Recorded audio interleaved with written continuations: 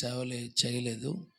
చుట్టుపక్కల గ్రామాల్లోనే ఎక్కువ సేవ చేశారు. కనుక వాక్యం తెలిసిన వారు అలా ఉంటారు. కనుక ఆ సేవకుడు ఆహ్వానించాడు. సేవకులు కూటం పెడతానన్నారు. సాయంకాలం మీద కూటం పెట్టుకుంటా పిలిచారు. వెళ్తున్నానని చెప్పాను. ఆమేన్. హల్లెలూయా. మేము అడిగితే టైం ఎందుకు ఇవ్వమని అడిగారు. మేము అడిగితే టైం ఎందుకు ఇవ్వమంటే, టైం అంతా అయిపోయిన తర్వాత అడుగుతారు కనుక ఇవ్వను. టైం ఉంటే ఇస్తాను. సమయం డేట్స్ కాలేనప్పుడు మీకు ఇవ్వలేను కదా. పెడితే వస్తాను తప్పనిసరిగా 6 నెలల ముందు చెప్పాలని చెప్పాను. ఆమేన్. ఇది 6 నెలల ముందేం చెప్పలేదు, కానీ నాకు ఈరోజు ఖాళీ ఉంది.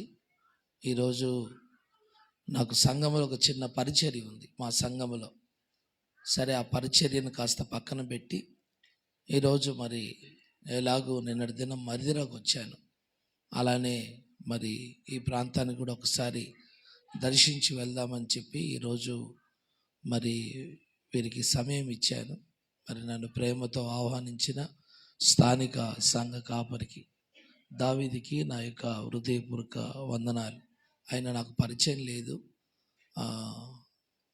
కర్ణిగిరిలో సేవ చేస్తున్న ప్రకాష్ గారు, వీళ్ళు ఫోన్ చేస్తే ఏంటంటే గొలుసు ప్రార్థన తిరాగానే, గొలుసు ప్రార్థన తెగదు కదా 24 గంటలు ఫోన్ చేసి చేసి చేసి ఫోనే అరిగిపోతుందేమో అంతగా ఫోన్ చేసి ఎలానైనా ఒక డేట్ కావాలని అంటే, ఈరోజు ఈ విధంగా మీ మధ్యలోకి రావడానికి ప్రభు సహాయం చేశారు. దేవునికి స్తోత్రం.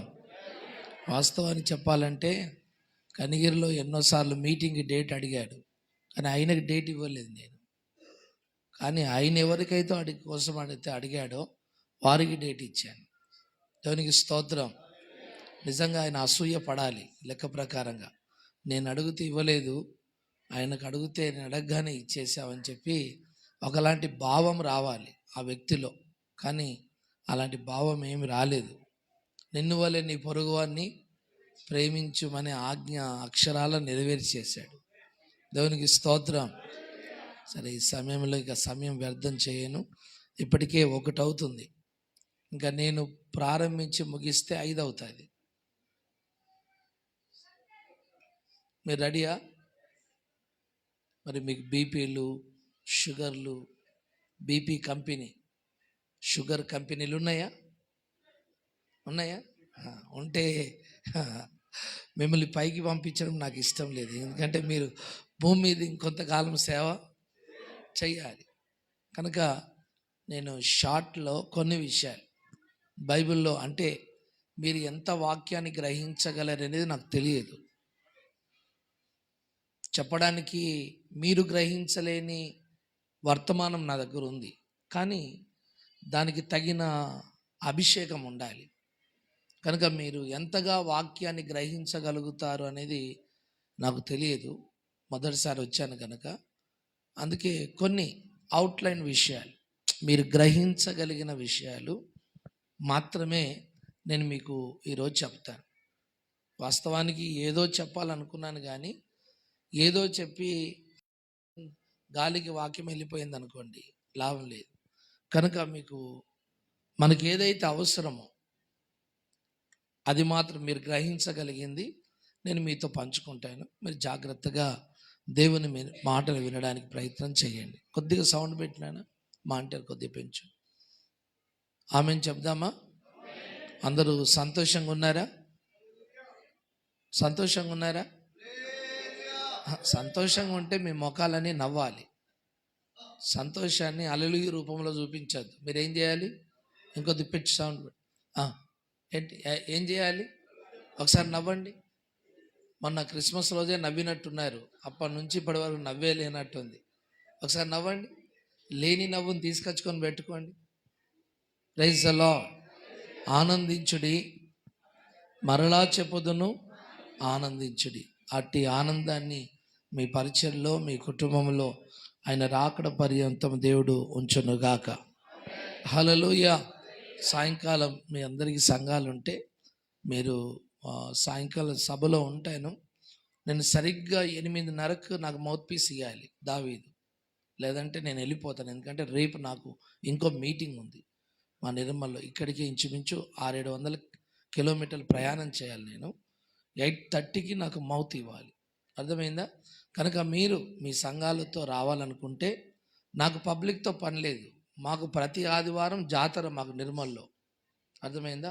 1000 మంది ప్రజలు ఉంటారు. పార్కింగ్ కూడా కష్టం, ట్రాఫిక్ జామ్ అయిపోతుంది మాకు నిర్మల్లో. కనుక బయట మాకు పబ్లిక్ వచ్చారా లేదా మాకు అవసరం లేదు. ఎవరు వచ్చారో వారికి చెప్పేసి వెళ్ళిపోతాం. ఒకవేళ మీ సంఘాలు కూడా దేవుని మాటలు వినాలి అని మీరు అనుకుంటే మీరు 8:30 వరకు మీ సంఘాలను తీసుకొని వచ్చేసేయండి. నేను 10కు క్లోజ్ చేసేస్తాను. క్లోజ్ చేసేసి నేను స్టేజ్ దగ్గర నుంచే బయలుదేరుతాను. కనుక ఎవరైనా మా సంఘం దేవుని మాటలు వినాలి, బలపడాలి, దీవించబడాలని మీకు ఆశ ఉంటే మీరు టైం ఫాలో చేయండి. మేము టైం బాగా ఫాలో చేస్తాం. మా చర్చిలో మా సేవలో పిన్ టు పిన్ టైం మేము బాగా ఫాలో చేస్తాం. Pin to pin. అర్థమైందా? కొన్ని సందర్భాలు మాత్రమే ఒక 5-10 నిమిషాలు ఎక్కువ అవుతుంది, కానీ పిన్ టు పిన్ మేము టైంకు ఆరాధన స్టార్ట్ చేస్తాం, టైంకు ఆరాధన ముగిస్తాం.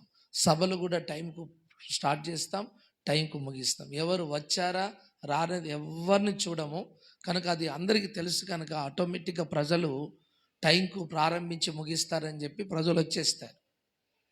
ఆమె కనుక మీరు ఈ చుట్టుపక్కల ఉంటే కంపల్సరిగా మీ సంఘాలతో నేను నమ్ముతున్నాను. మీరు సంఘాలతో వస్తే మీ విశ్వాసులు ఖచ్చితంగా మీకు ఆశీర్వాదకరంగా ఉంటారని.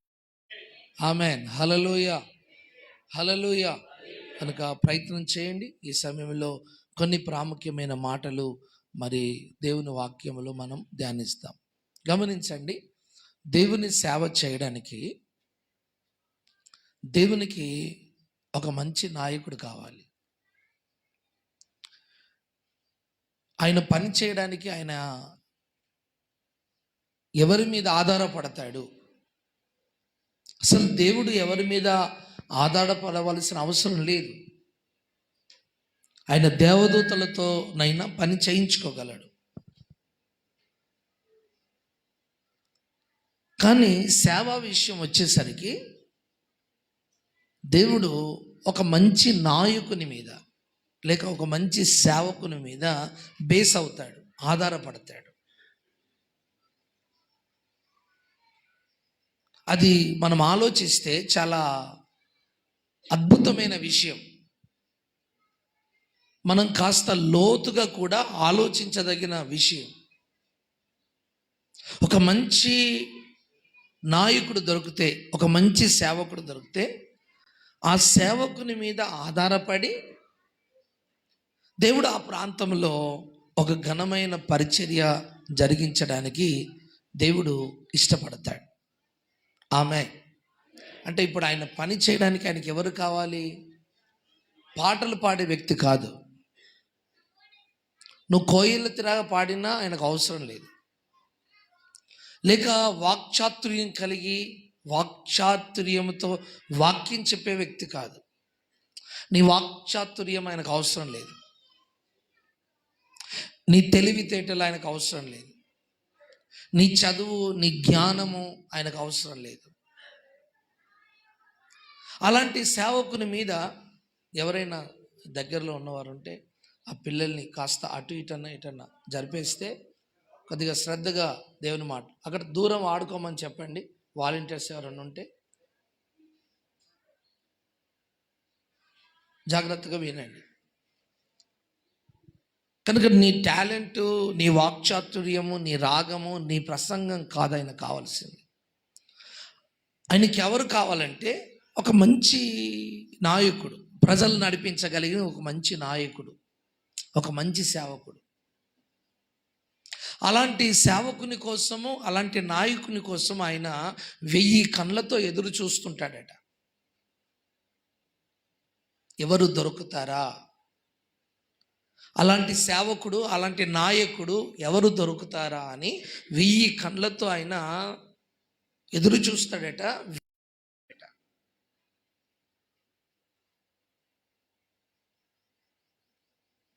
చూడండి ఒకసారి ఆ దేవుని యొక్క ఆలోచన. ఇంత పెద్ద ప్రపంచాన్ని సృష్టించిన దేవుడు ఒక గ్రామాన్ని రక్షించడానికి, ఒక వ్యక్తిని రక్షించడానికి, ఒక పట్టణాన్ని రక్షించడానికి ఎవరి మీదనో ఆధారపడుతున్నాడు ఆయన. ఎవరో ఆయన కావాలి.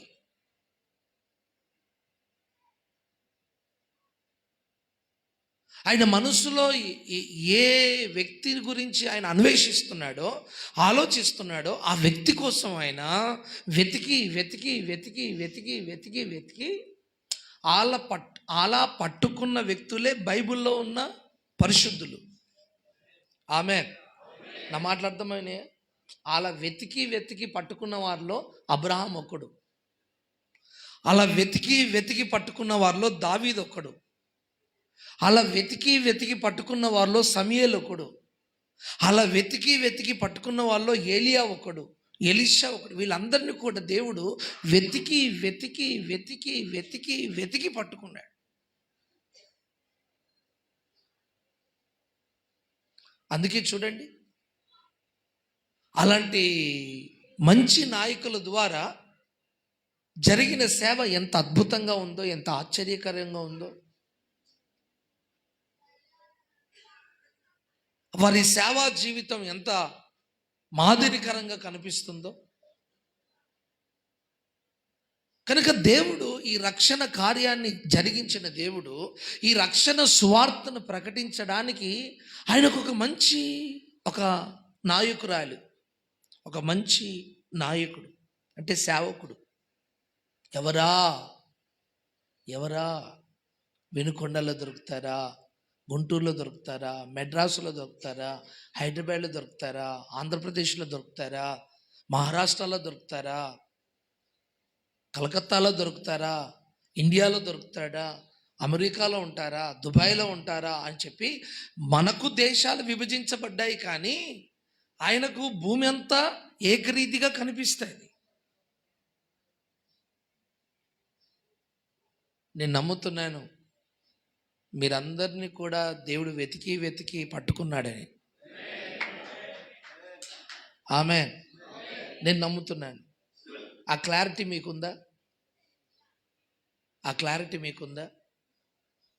నేను నమ్ముతున్నాను. ఒక మంచి నాయకుని కోసము ఆయన వెతికి ఆ మంచి నాయకుని ద్వారా ఆ గ్రామాన్ని,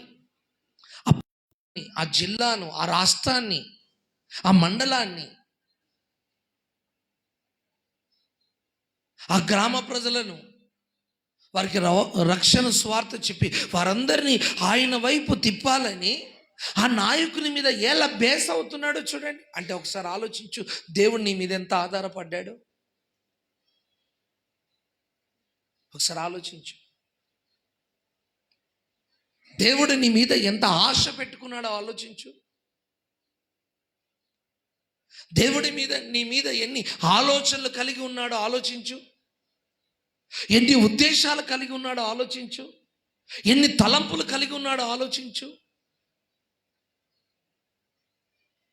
కోట్ల దేవదూతలు ఉన్నారు ఆయన దగ్గర. వాళ్ళందరినీ పక్కన పెట్టేసి ఒక దేవదూత వచ్చి నేను అంటది దేవునితో, అయ్యా నేను వెళ్ళి సేవ చేస్తానయ్యా, అయ్యా ఆ ఉప్పర పాలని మార్చేస్తానయ్యా, ఆ వినుకొండను మార్చేస్తానయ్యా, ఆ మండలాన్ని మార్చేస్తానని నన్ను పంపంటే, లేదు ఆ ధన్యత, ఆ యోగ్యత మీకు లేదు, మీరు పక్క జరగండి. కనుక నేను ఒక వ్యక్తి కోసం నేను వెతుకుతున్నాను. ఆ వ్యక్తి నాకు దొరికితే నేను వినకుండాలో ఒక ఉద్యమాన్ని రేపుతాను. ఆ వ్యక్తి కోసం నేను వెతుకుతున్నానని చెప్పి ఆ వ్యక్తి మీద, ఆ సేవకుని మీద దేవుడు ఎలా ఆధారపడుతున్నాడు, ఎలా ఆనుకుంటున్నాడు. అంత గొప్ప దేవుడు అండి. ఈ భూప్రపంచం కాదు, అంతరిక్షాన్ని, మహాలోకాన్ని సృష్టించిన దేవుడు. ఆయన నోటి మాట చేత సర్వమును నిర్మించిన వాడు. ఒక మట్టి బొమ్మ మీద ఆయన ఆధారపడడం మీకు ఆశ్చర్యంగా అనిపించడం లేదా?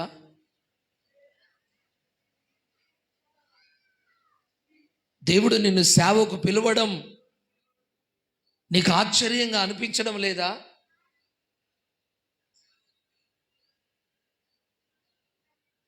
ఈరోజు చాలామందికి సేవకులకు సేవ విలువ తెలియదు, పిలుపు విలువ తెలియదు, దర్శనం విలువ తెలియదు, సంఘం విలువ తెలియదు, నశించిపోతున్న ఆత్మల విలువ తెలియదు.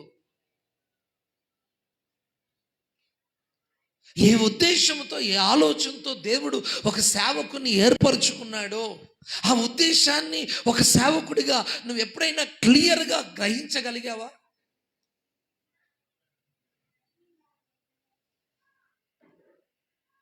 నువ్వు ఎప్పుడైతే ఆ ఉద్దేశాన్ని క్లియర్గా గ్రహించగలుగుతావో నీ సేవ ఆశీర్వదించబడుతుంది. ఆమేన్. హల్లెలూయా, హల్లెలూయా. అందుకే దేవుడు మొదట నాయకుల కోసం వెతికాడు. ఇశ్రాయేలు ప్రజలను విడిపించడానికి ఒక నాయకుడు కావాలి. ఐగుప్తు దేశంలో 30 లక్షల మంది ఇశ్రాయేలు ప్రజలు ఉన్నారు. ఒక నాయకుడు కూడా దొరకలేదు. ఆయన ఎక్కడో మందను మేపుకుంటున్నాడు. మోషే మందను మేపుకుంటున్నాడు. సుఖభోగాలను విడిచిపెట్టి, రాజరికాన్ని విడిచిపెట్టి పారిపోయిన వాడై, ఒక హంతకుడిగా ఒక వ్యక్తిని హత్య చేసి పారిపోయిన వాడై గొర్రెలను కాసుకుంటూ ఒంటరిగా ఆ గొర్రెలెంబడి తిరుగుతున్నాడు. చూడండి, ఇంతమంది లక్షల మంది ప్రజలను విడిచిపెట్టి అడవిలో ఉన్న ఆ మోషే మీదకి వెళ్ళిపోయింది మనసు. ఆ వ్యక్తి దేవునికి నచ్చాడు. అతని స్వభావం, అతని ఆలోచనలు, అతని ఆశలు, అతని కోరికలు దేవునికి నచ్చాయి. ఈ వ్యక్తి అయితే ఖచ్చితంగా సమర్పించుకొని తన జీవితాన్ని త్యాగం చేసుకొని నా ప్రజలను విడిపించగలడు అన్న నమ్మకం మొదట దేవునికి కలిగింది. నేనంటాను, మొదట నమ్మకం సంఘానికి కాదు, ఊరివారికి కాదు, నీ మీద నీకు కాదు. మొదట నమ్మకము దేవునికి కలగాలి నీ మీద. మోషే మీద దేవునికి నమ్మకం కలిగింది. ఎలానైనా ఈ వ్యక్తిని ఒక నాయకునిగా చేయాలి, లక్షల మందికి ఒక కాపరిగా చేయాలి, ఇతని ద్వారా ఒక చరిత్రనే సృష్టించాలి, ఒక ఉద్యమాన్ని రేపాలి. ఆలోచన దేవుని మనసులో మెదలగానే ఆ గొర్రెల వెంట తిరుగుతున్న వ్యక్తికి ఆ పొదలో, మండుతున్న పొదలో నుంచి వారికి కనిపించి మాట్లాడి, నేను సేవకు రానయ్యా, నేను ఆ నాయకుడిగా ఉండలేను, నేను నత్తివాణ్ణి, నేను బలహీనుడను, నేను చెయ్యలేను అని ఎన్ని రకాల అవరోధాలు, ఆటంకాలు చెప్పినా దేవుడు అంటున్నాడు, నత్తివాణ్ణి నేనే పుట్టించాను, గుడ్డివాణ్ణి నేనే పుట్టించాను, మోగవాణ్ణి నేనే పుట్టించాను. కనుక నీవు నాకు, నా ప్రజలను విడిపించడానికి ఒక నాయకుడిగా నువ్వు నాకు కావాలి, నువ్వు కావాలి, నాకు నువ్వు రావాలి, నువ్వు కావాలి అని చెప్పి బలవంతం చేసి అతన్ని ఇశ్రాయేలు ప్రజలను విడిపించడానికి నాయకుడిగా తీసుకొని వెళ్ళి, ఒకసారి ఆలోచించండి, ఇంత పని దేవుడు చెయ్యాలా? నోటి మాటతో ఇంత పెద్ద ప్రపంచాన్ని చేసిన వాడు ఇంత పని ఒక వ్యక్తి రావడానికి రిక్వెస్ట్ చేయాలా? పోరా, నువ్వు కాకపోతే ఇంకో లేడా అని అనరాదా? అనలేడా?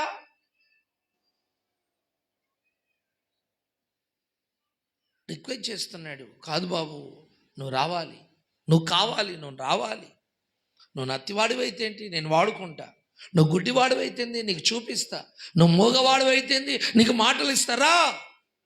నీ ద్వారా నేను ఒక గొప్ప కార్యాన్ని చేయాలనుకుంటున్నాను, సేవా చరిత్రనే మార్చాలనుకుంటున్నాను, రా.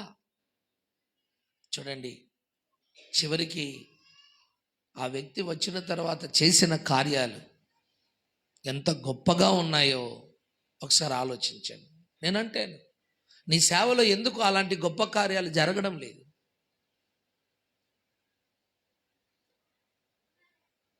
ఎందుకు నీ మందిరం నిండడం లేదు? మందిరం బూజు పడుతుందే, మందిరం అంతా డస్ట్బిన్గా మారిపోయింది. ఆ వస్తువులతో ఈ వస్తువు, మనుషులు కూర్చోవలసిన మందిరంలో వస్తువులు ఉన్నాయి, వస్తువులతో నిండిపోయింది, బాక్సులతో నిండిపోయింది. అర్థమైందా? కార్పెట్లతో, మనుషులు లేరు. విశ్వాసులు ఇచ్చే కానుకలతో, బియ్యం బస్తాలతో నిండిపోయింది, వడ్లతో నిండిపోయింది. ఆత్మ లేదు. దేంతో నింపుతున్నావు? సంఘాన్ని, మందిరాన్ని దేంతో నింపుతున్నావు? 10 సంవత్సరాలు అంటావు, 20 సంవత్సరాలు అంటావు, 5 సంవత్సరాలు అంటావు, 10 సంవత్సరాలు అంటావు, 8 సంవత్సరాలు అంటావు.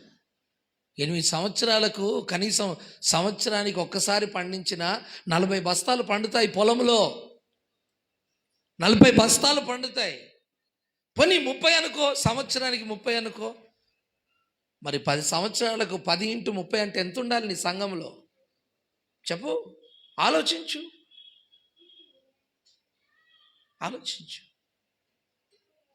నీకు అన్ని లెక్కలు తెలుస్తాయి కానీ ఆత్మ లెక్క తెలియదు.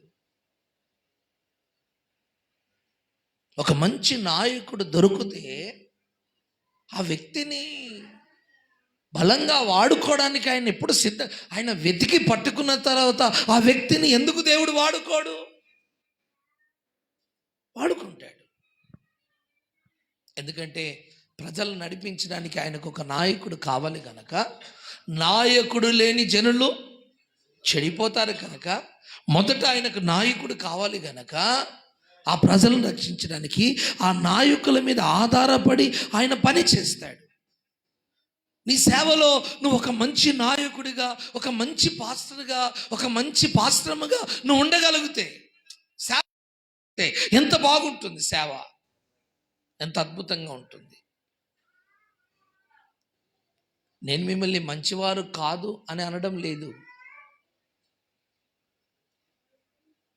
మీరు మంచివారే. మీ పట్ల ఒక ఆలోచనతో, ఉద్దేశంతోనే దేవుడు మిమ్మల్ని ఏర్పరచుకున్నాడు. కానీ ఆ ఉద్దేశం, ఆలోచన క్లియర్ కట్గా నీ సేవలో నెరవేర్చబడుతుందా? నెరవేర్చబడపోవడానికి ఏమైనా కారణాలు, అభ్యంతరాలు అడ్డుగా నిలిచాయా? వాటిని నువ్వు తొలగించుకొని ముందుకు వెళ్ళగలుగుతున్నావా?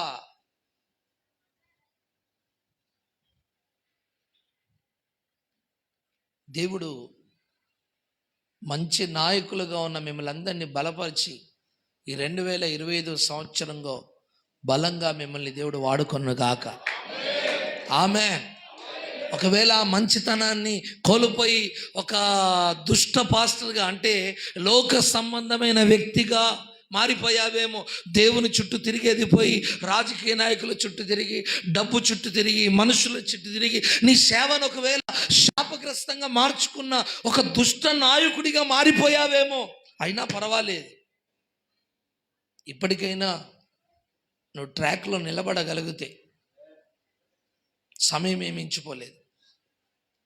దేవుడు ఇప్పటికైనా ఆగిపోయిన నీ సేవములో ఉజ్జీవాన్ని నా దేవుడు రేపగలడు. దేవునికి స్తోత్రం, హల్లెలూయా. కనుక మంచి నాయకుల మీద దేవుడు ఆధారపడతాడు గనక మనము కూడా మంచి నాయకులుగా, సేవకులుగా ఉండడానికి కృప కలుగునుగాక. హల్లెలూయా. మంచి నాయకుడు ఎలా ఉంటాడో తెలుసండి? ఎలా ఉంటాడో తెలుసా? సౌలు దావీదును తరుముతే ఒక గ్రామంలో దాచుకున్నాడు. అక్కడికి సైనికులు పంపిస్తే మండలంలోకి వెళ్ళి దాచుకున్నాడు. మండలం పెద్దగా ఉంటుంది కదా. అక్కడికి సైనికుల్ని పంపితే జిల్లా హెడ్ క్వార్టర్కి వెళ్ళి దాచుకున్నాడు. అక్కడికి సైనికులు పంపితే రాజధానికి వెళ్ళిపోయాడు. పబ్లిక్ బాగుంటుంది అక్కడ దాచుకున్నాడు. అక్కడికి సైన్యాన్ని పంపిస్తే స్టేట్స్ దాటడం, అంటే ఆ రాష్ట్రం యొక్క సరిహద్దులు దాటడం ప్రారంభించాడు. అక్కడికి సైనికులు పంపిస్తే చివరికి చేసేది లేక దేశపు సరిహద్దులే దాటిపోయాడు. ఎవరు?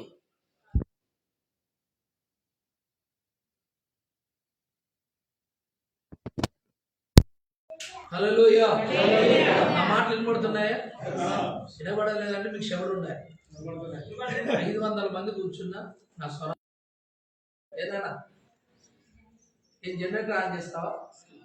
ఉండు, సైలెంట్ కూర్చో. నువ్వు కూడా విను. దావీదు అసలు కూటమి నీకే. దేవునికి స్తోత్రం. ఇప్పుడు దేశపు సరిహద్దులు దాటిపోయి ఆ ఫిలిస్తీన్ల మధ్యలో ఆ రాజు దగ్గరికి వెళ్ళి ఆశ్రయం పొందుకొని ఇప్పుడు దావీదు ఎక్కడున్నాడు? సిగ్లాగ్ అనే ప్రాంతంలో తల దాచుకున్న తర్వాత గమనించండి, ఒక మంచి నాయకుడు ఎలా ఉంటాడో చెప్తున్నాను. ఒక మంచి పాస్టర్ అమ్మాయి ఎలా ఉంటుందో చెప్తున్నాను. దీంతో నువ్వు అర్థం చేసుకోవాలి, మంచోడువా చెడ్డోడువా. ఆమె నీకు డైరెక్ట్ మంచోడువా చెడ్డోడు అని చెప్తూ ఊపుకుంటావేంటి? మంచి పెట్టావు. ఇప్పుడు గమనించండి, అక్కడికి వెళ్ళిన తర్వాత ఏదో తన జీవితాన్ని కొనసాగించుకుంటున్నాడు. ఇంకా ఆ సమయంలో గమనించండి, కొంతమంది సౌలు బంధువులు, తర్వాత అప్పులతో ఉన్నవారు, కష్టంలో ఉన్నవారు, సౌలు అంటే పడని వారు ఏం చేశారంటే వారు కూడా ఏం చేశారు? దేశపు సరిహద్దులు దాటి ఎక్కడికి వచ్చారు? దావీదు దగ్గరకు వచ్చారు. ఇది బైబిల్లో రాయబడిన చరిత్ర. మీరంతా కొత్తగా విన్నట్టు ఉంది కదా బైబిల్. దావీదు ఉన్నాడంట. Praise the Lord. హల్లెలూయా. దావీదు తెలుసు కానీ బైబిల్ దావీదు తెలియదు అంటారా? Praise the Lord. గమనించండి ఈ సమయంలో. సరే, ఇలా దావీదు దగ్గరికి వచ్చి చేరిన వాళ్ళు ఇంచుమించు 500 మంది 600 మంది ఉంటారు. వీళ్ళందరూ చాలా బాధలో కష్టంలో వచ్చిన వారు. అయితే వీళ్ళ ఆలోచన ఏంటంటే ఏదో ఒక రోజు ఖచ్చితంగా ఇజ్రాయెల్ దేశానికి దావీదు రాబోతాడు. ఆమేన్. దేవుడిచ్చిన ప్రవచనము, దర్శనము అది నిరర్ధకము కాదు.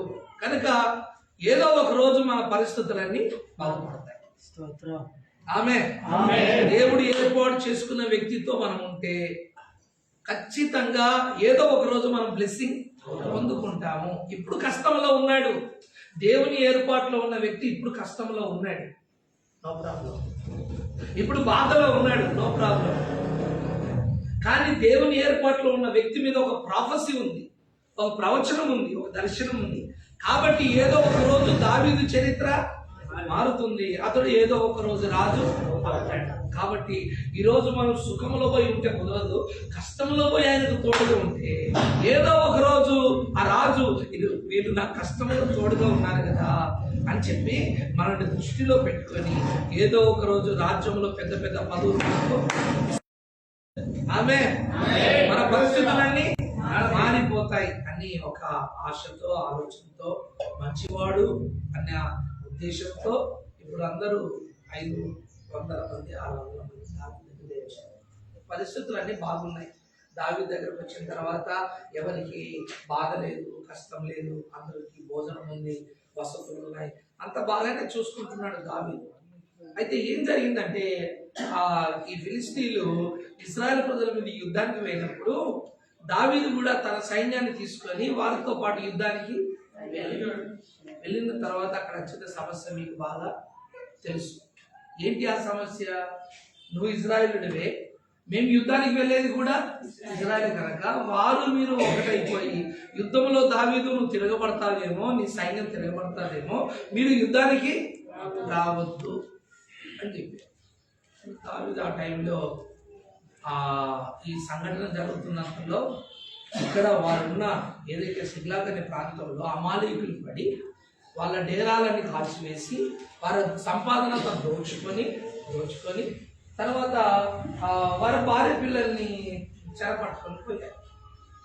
సైలెంట్లో పెట్టండి ఫోన్లని. నాకు చాలా చికాకు వస్తుంది. అంటే ఆ సేవకునిగా ఎంత హీనంగా చూస్తానంటే నా చూపులో అంత హీనంగా చూస్తాను. అర్థమైందండి? నచ్చితే ఉండాలి, వినాలి, లేదంటే ఆమె చాలా స్ట్రేట్ ఫార్వర్డ్గా ఉంటాను, ఖచ్చితంగా చెప్తాను. మీ ఫోన్లో స్విచ్ ఆఫ్ పెట్టుకోండి, సైలెంట్లో పెట్టుకోండి. మీకు వినబుద్ధి కాకపోతే వెళ్ళండి, నీ కర్మ నీదే. ఆమె చస్తానంటే మీ మీద కాకుండా సావు పోయి, సాధ్యమైనంత వరకు సావకుండా బతికించే ప్రయత్నం చేస్తాము. బతకాలనుకుంటే సైలెంట్. ఆమె నా మాట ప్రవచనంగా ఉంటుంది, అంత ఈజీగా తీసుకోకండి.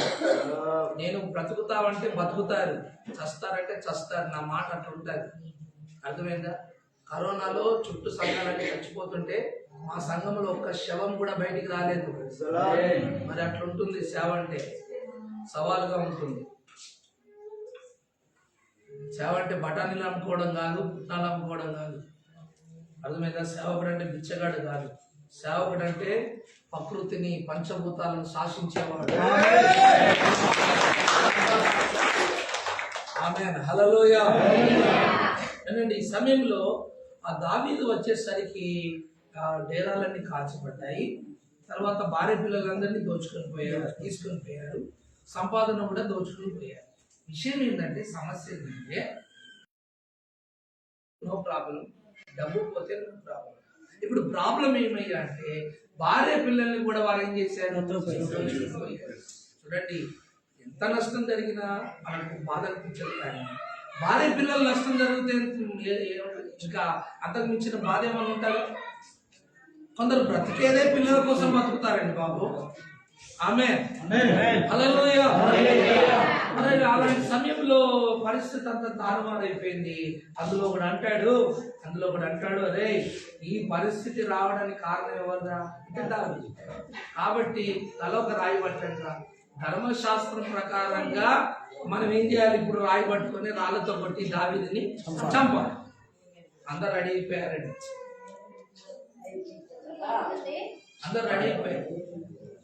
దావీదును చంపడానికి అందరు రెడీ అయిపోయారండి.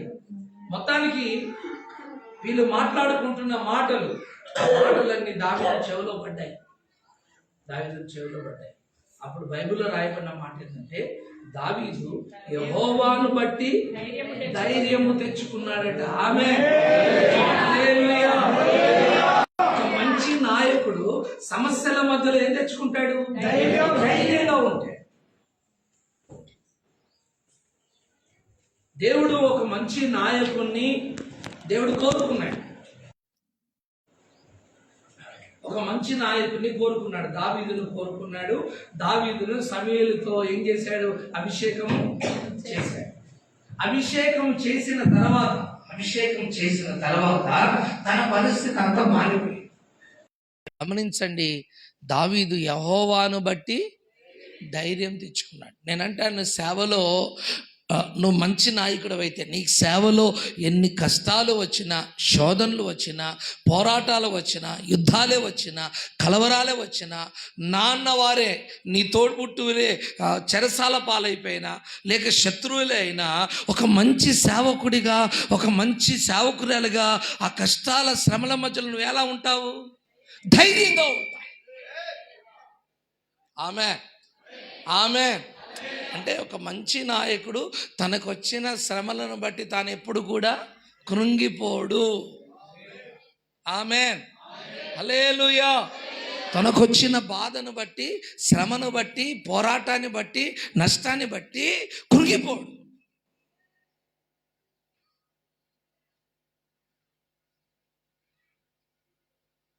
దేవుడు నిన్ను ఒక మంచి నాయకుడిగా దేవుడు ఏర్పరచుకున్నాడు కదా. నీ సేవా జీవితంలో అనేక రకాల పోరాటాలు వస్తాయి. నా సాక్ష్యం చెప్తే మీరు ఏడుస్తారు. అంత భయంకరమైన పరిస్థితుల్లో సేవ చేశాను నేను. 10-12 సంవత్సరాలు సరైన భోజనం లేదు నాకు, చెప్పులు లేవు నాకు, బొగ్గుతో పండ్లు తోముకునేవాడిని, ఉప్పుతో పండ్లు తోముకునేవాడిని,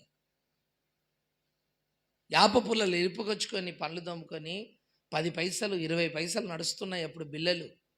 20 పైసలు పెట్టి ఒక అరపావు టమాటాలు తీసుకొని వచ్చి దానికి ఇంత ఉప్పు కలిపి మసాలా పెట్టి రసం చేసుకొని, నేను పాస్టమ్మ, అర్థమైందా, టమాటా రసంతో కడుపు నింపుకొని, అర్థమైందా, ఆకలి చంపుకొని సేవ.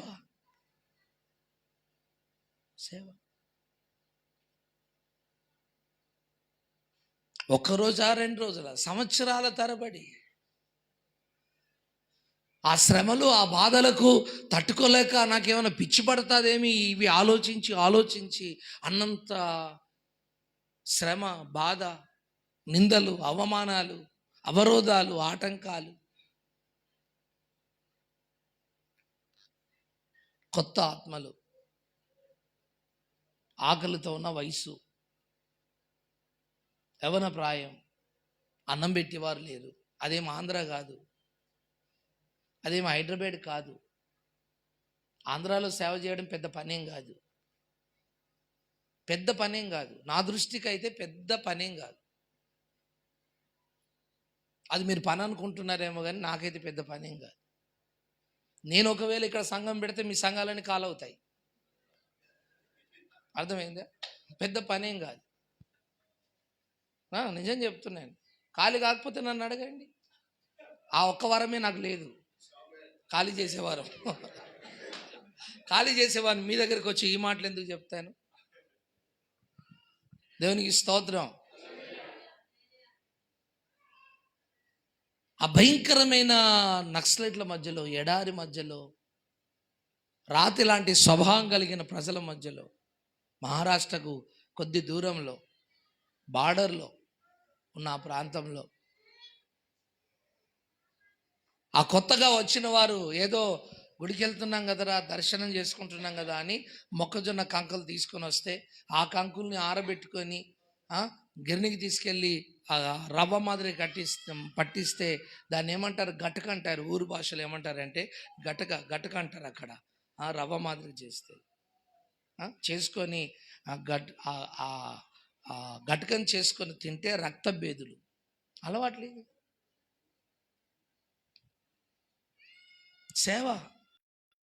సేవ అంటే చావు, మరణం. చచ్చినోడే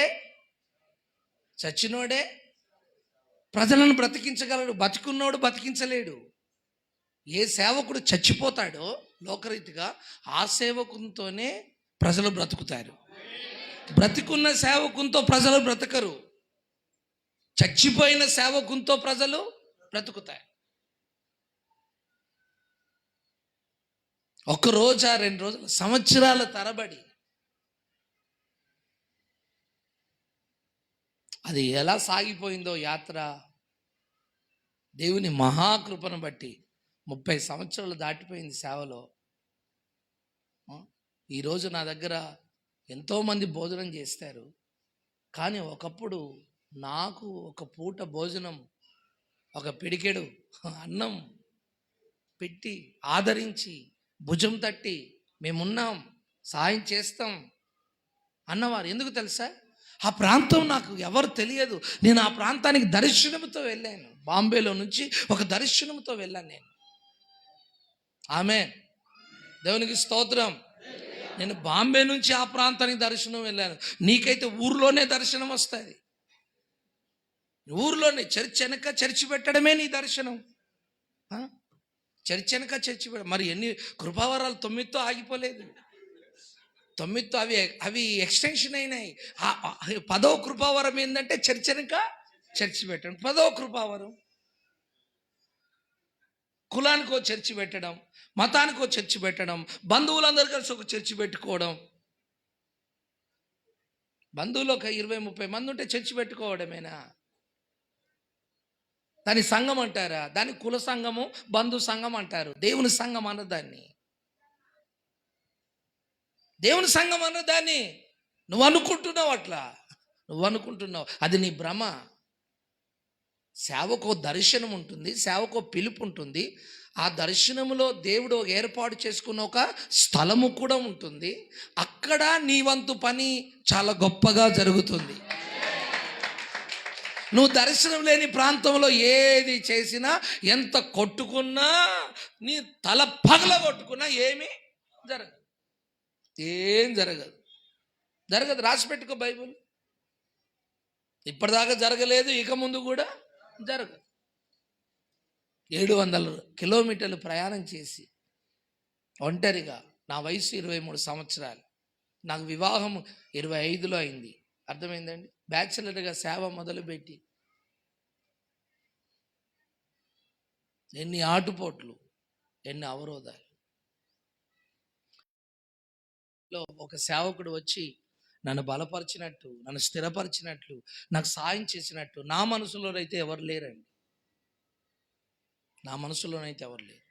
ఎందుకంటే నేను ఎవరికి ఏమి చెప్పుకునేవాడిని కాదు. ఎందుకు అంటే నన్ను పిలిచిన వాడు ఆయన తోటలో పనిచేయడానికి నాకు ఉద్యోగం ఇచ్చాడు. ఆయన తోటలో పనిచేయడానికి నాకు ఏమిచ్చాడు? జీతము ఆయనే ఇవ్వాలి. ఆమేన్. నేను ఈ పాస్టర్ పని నేను చేయడం లేదు కదా, నేను ఆయనకి ఎందుకు చెప్పుకోవాలి కష్టం? ఆయన ఏం చేస్తాడు? నేను ఆయన పని చేస్తున్నా, ఆయన కోసం కష్టపడుతున్నా. ఆయన నాకు అన్నం పెట్టాలి, ఆయన నాకు వస్త్రం ఇవ్వాలి, ఆయన నా ఆకలి తీర్చాలి. ఆయన జీతం ఇవ్వకుండా ఎవరేం చేస్తారు?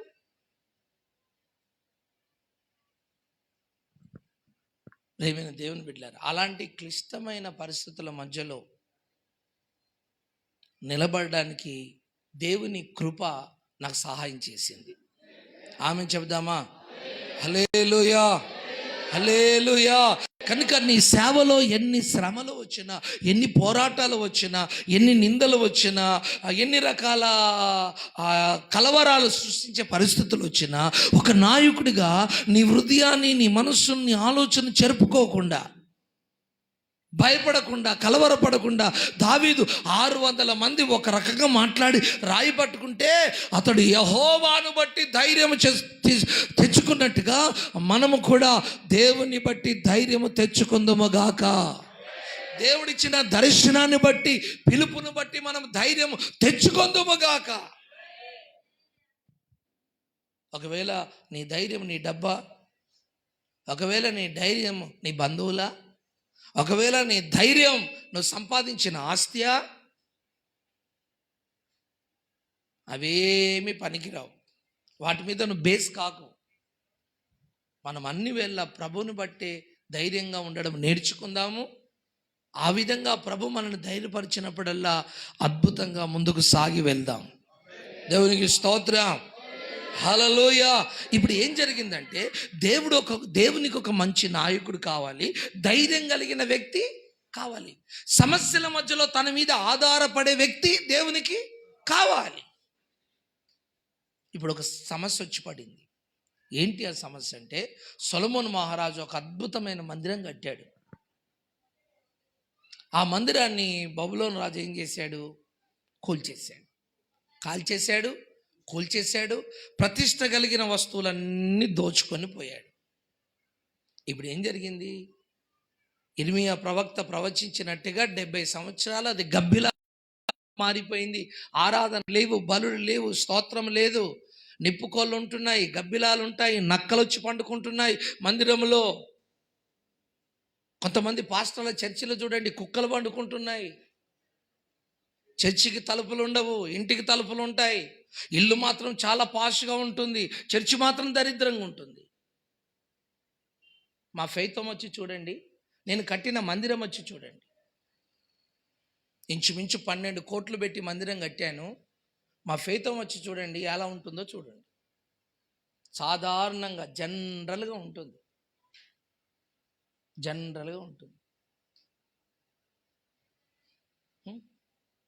నేను ఫ్యాషన్లో పుట్టాను, ఫ్యాషన్లో పెరిగాను. నా బ్యాక్గ్రౌండ్ సిఎస్ఐ అంటే క్రైస్తవ ప్రపంచంలో బాగా తెలివి కలిగిన వారు, బాగా చదువుకున్నవారు, బిషప్లు, రెవరెండ్లు.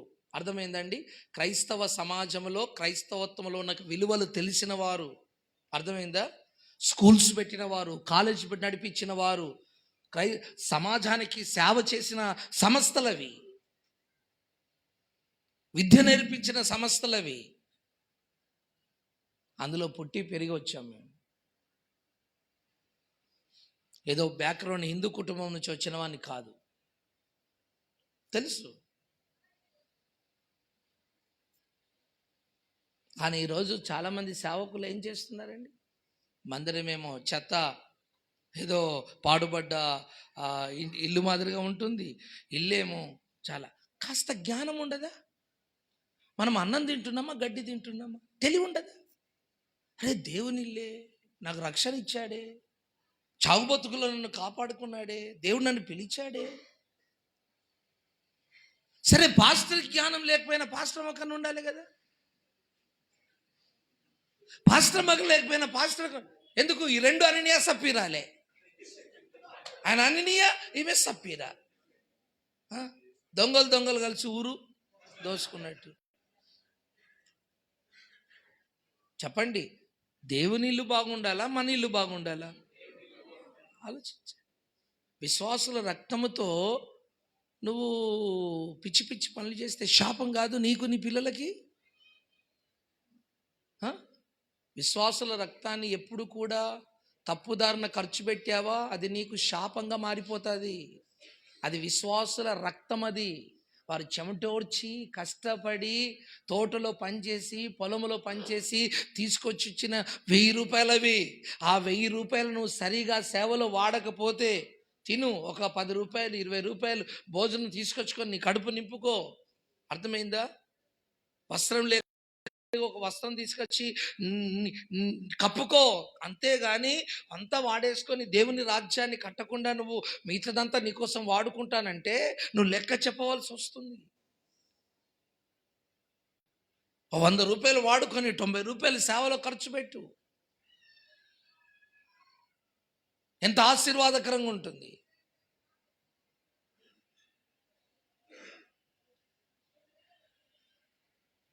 దేవుని మందిరము కూలిపోయిన పరిస్థితుల్లో ఉంటే 70 సంవత్సరాలైనా ఎవరికి, ఇశ్రాయేలు ప్రజలకి కదలిక లేదండి. ఆ మందిరం కట్టుకోవాలి, మేము తిరిగి నిర్మించుకోవాలి, ఈ గోడలు నిలుపుకోవాలి, ఆలోచన ఎవరికి రావడం లేదు. ఒక అన్యునికి వచ్చింది, కోరేషు రాజుకి వచ్చింది ఆలోచన. ఒక అన్యునికి వచ్చిందండి కోరేషుకు. అరే, మందిరం పాడైపోయింది మా దేశంలో, మీరు వెళ్ళిపోయి కట్టండి అంటాడు కదా కోరేషు. అవునా అన్నాడా? మరి ప్రవక్తలు ఏమైపోయారు? ఇశ్రాయేలు ప్రజలు ఏమైపోయారు? దర్శనం చూసేవారు ఏమైపోయారు? అంటే ఆయన మందిరాన్ని గురించి దేవుని ప్రజలకు శ్రద్ధ లేకపోతే ఆ విషయంలో నేరుగా దేవుడే శ్రద్ధ తీసుకున్నాడు. ఒక అన్యుణ్ణి రేపుకున్నాడు దేవుడు.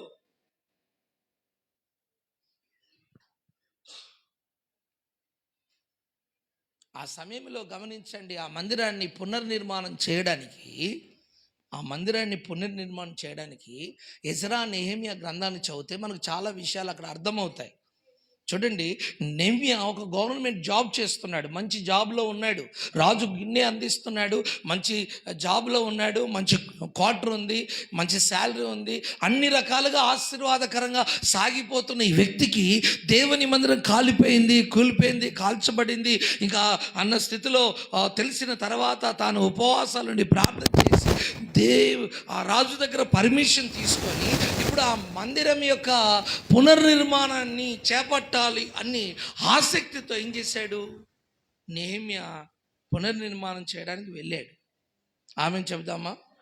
అంటే నెహెమ్యాకి ఏం పిలుపు వచ్చిందంటే, నెహెమ్యా, నా మందిరం కాలిపోయింది, నా మందిరాన్ని కట్టేవారెవరు లేరు, పునర్నిర్మాణం చేసేవారెవరు లేరు, దాన్ని బాగోగులు చూసేవారు ఎవరు లేరు. నువ్వు వెళ్ళాలి, నువ్వు వెళ్ళి ఆ మందిరాన్ని తిరిగి పునర్నిర్మాణము చెయ్యాలి. ఆమె ఇప్పుడు నెహెమ్యాకి ఏమొచ్చింది? ఒక పిలుపు, ఒక కాలింగ్.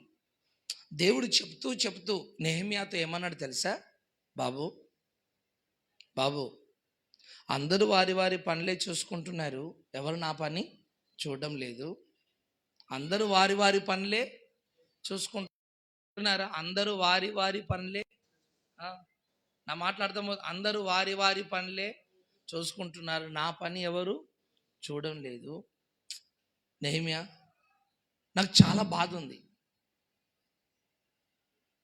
ఏంటి ఆ బాధ అంటే, ఎవడో ఒకడు వస్తాడు నా మందిరాన్ని కూల్చేస్తాడు, మళ్ళీ నేను కష్టపడి ఎవరితో ఒకరితో మాట్లాడి మళ్ళీ కట్టిస్తా, మళ్ళీ ఎవడో ఒకడు వస్తాడు నా మందిరాన్ని కూల్చేస్తాడు, మళ్ళీ నేను కొంతమందితో మాట్లాడి నేను నా మందిరాన్ని కట్టిస్తా.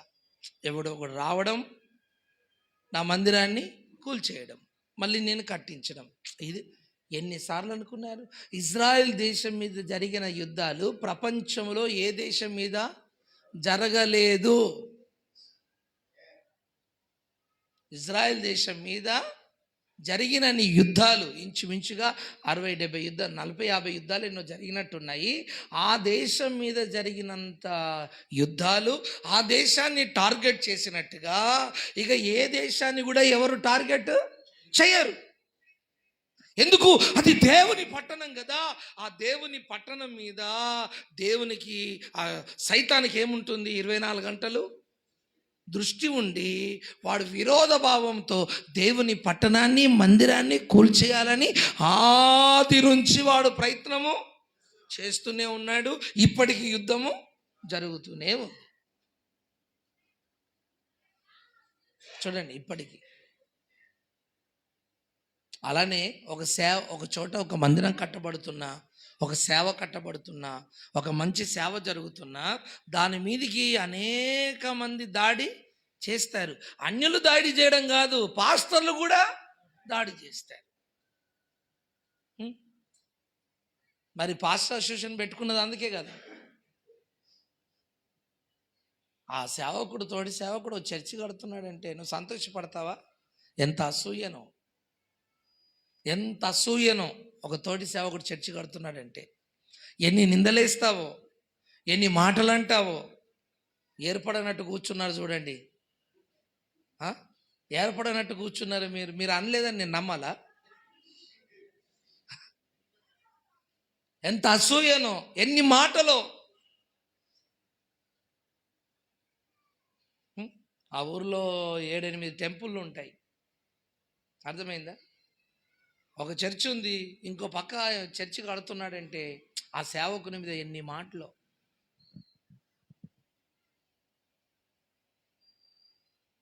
అలా అనే నీ సేవనంతా పాడు చేసుకున్నావు నువ్వు. అర్థమైందా? నువ్వు అనకుండా దీవించడం ప్రారంభించు, నీ సేవను దీవి. అదే సేవా మర్మం. సేవా మర్మం తెలుసా? అర్థమైందా? సేవ నిన్ను వల్ల నీ పొరుగు వాడిని, నీ శత్రువులను, అప్పుడు చూడు నువ్వు దీవించబడతావు. దేవుడు తన గుండెల్లో ఉన్న బాధంతా చెప్పుకుంటున్నాడు. ఎవరో ఒకరు వస్తున్నారు, మందిరాన్ని కూల్చేస్తున్నారు. మళ్ళీ నేను కష్టపడి మందిరాన్ని కట్టిస్తున్నాను. మళ్ళీ ఎవడో ఒకడు వస్తున్నాడు, మందిరాన్ని కూల్చేస్తున్నాడు. నెహెమ్యా, ఇప్పటికి చాలాసార్లు జరిగింది, ఇక నువ్వైనా వచ్చి నా మందిరాన్ని కట్టు ప్లీజ్, దయచేసి వచ్చి మరి నా మందిరాన్ని నిలబెట్టు. Praise the Lord. అంటే నెహెమ్యాకు వచ్చిన కాలింగ్ ఏంటి? పడిపోయిన మందిరాన్ని కట్టడానికి, పునర్నిర్మాణం చేయడానికి ఏమొచ్చింది? ఒక పిలుపు వచ్చింది ఆయనకు. ఆమెను చెప్దామా? హల్లెలూయా. అంటే సేవకుడు అంటే ఎవరు? ఒక కట్టేవాడు. అంతేకాదు, కూలిపోయిన మందిరాన్ని పునర్నిర్మాణము చేసేవాడు సేవకుడు. ఇప్పుడు మీకు వచ్చి నేను ఎందుకు వాక్యం చెప్పాలండి? నేను చెప్పే మాటలు మిమ్మల్ని కట్టేవా, కూల్చేవా? చెప్పండి. కట్టేవి. మరి మీ సేవను కడితే నాకేం లాభం? నేనేమన్నా మినిస్ట్రీలో కలవమన్నానా, రమ్మన్నానా? మా మినిస్ట్రీ బోర్డు ఏమైనా పెట్టామా?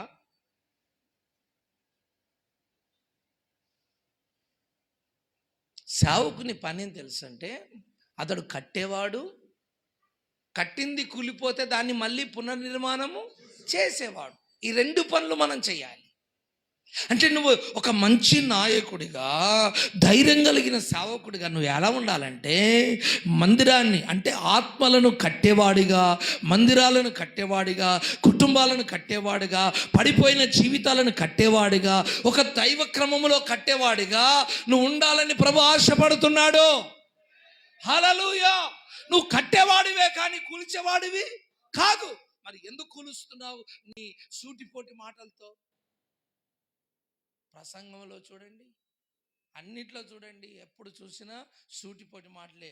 ఎవరైనా సంఘంలో ఏదైనా మాట చెప్తే వినలేదనుకోండి, అరే నువ్వు చచ్చిపోతావురా, నీ కాలు ఇరిగిపోతాయిరా, నీ నడుము ఇరిగిపోతాయిరా, నువ్వు ఈ నెల దశంభాగం వేయలేదు కదరా, నీకు నష్టమైపోతుందిరా. ఈ మాటలేనా నువ్వు మాట్లాడవలసింది? ఈ మాటలేనా నువ్వు మాట్లాడవలసింది? అసలు నీకు దేవుని భయం ఉందా? నువ్వు ఈ మాటలు మాట్లాడుతున్నావు కదా, నీ కుటుంబాన్నే నువ్వు పాడు చేసుకుంటున్నావని అర్థం. ఆ శాపం అంతా సంఘానికి తలగదు. సంఘాన్ని నువ్వు ఎన్ని శాపాలు పెట్టినా సంఘాన్ని దేవుడు కాపాడుకుంటాడు. ఎందుకు? ఇది ఆయన శరీరం. దానికి నువ్వు వ్యతిరేకమైన మాటలు మాట్లాడినందుకు నీ కుటుంబం పాడైపోతాయి. నేనంటే ఆయన భార్య పిల్లలు కలిగిన వాళ్ళు మీరంతా ఎందుకు మీ పిల్లల మీదకి శాపం? 24 గంటలు హాస్పిటల్ చుట్టూ తిరుగుతున్నారు పాస్టర్లు, భార్యను పట్టుకొని పిల్లల్ని పట్టుకొని.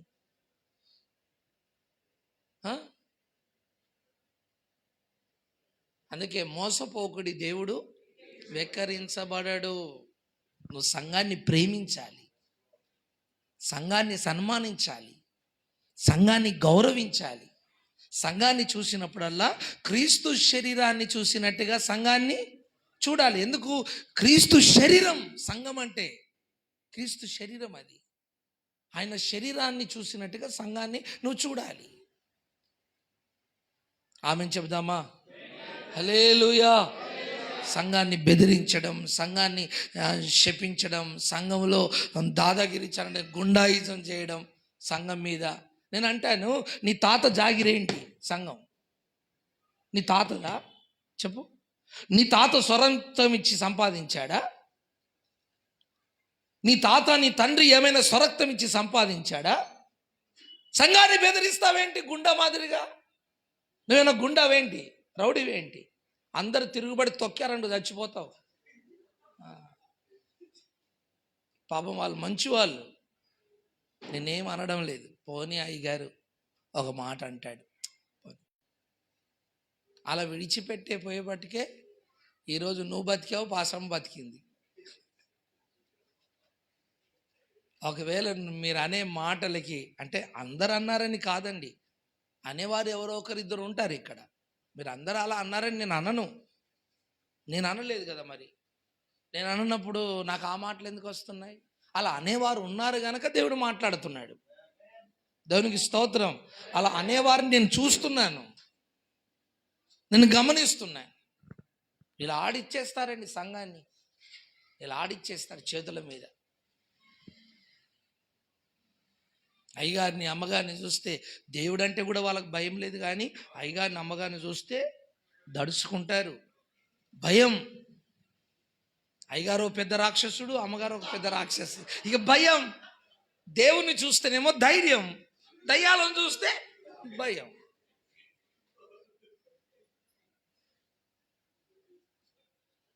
Praise the Lord, praise the Lord, praise the Lord. చూడండి, నువ్వు కట్టేవాడుగా ఉండాలి, తర్వాత కూలిపోయిన దాన్ని పునర్నిర్మాణం చేసే వ్యక్తిగా ఉండడానికి ప్రభు సహాయం చేయునుగాక.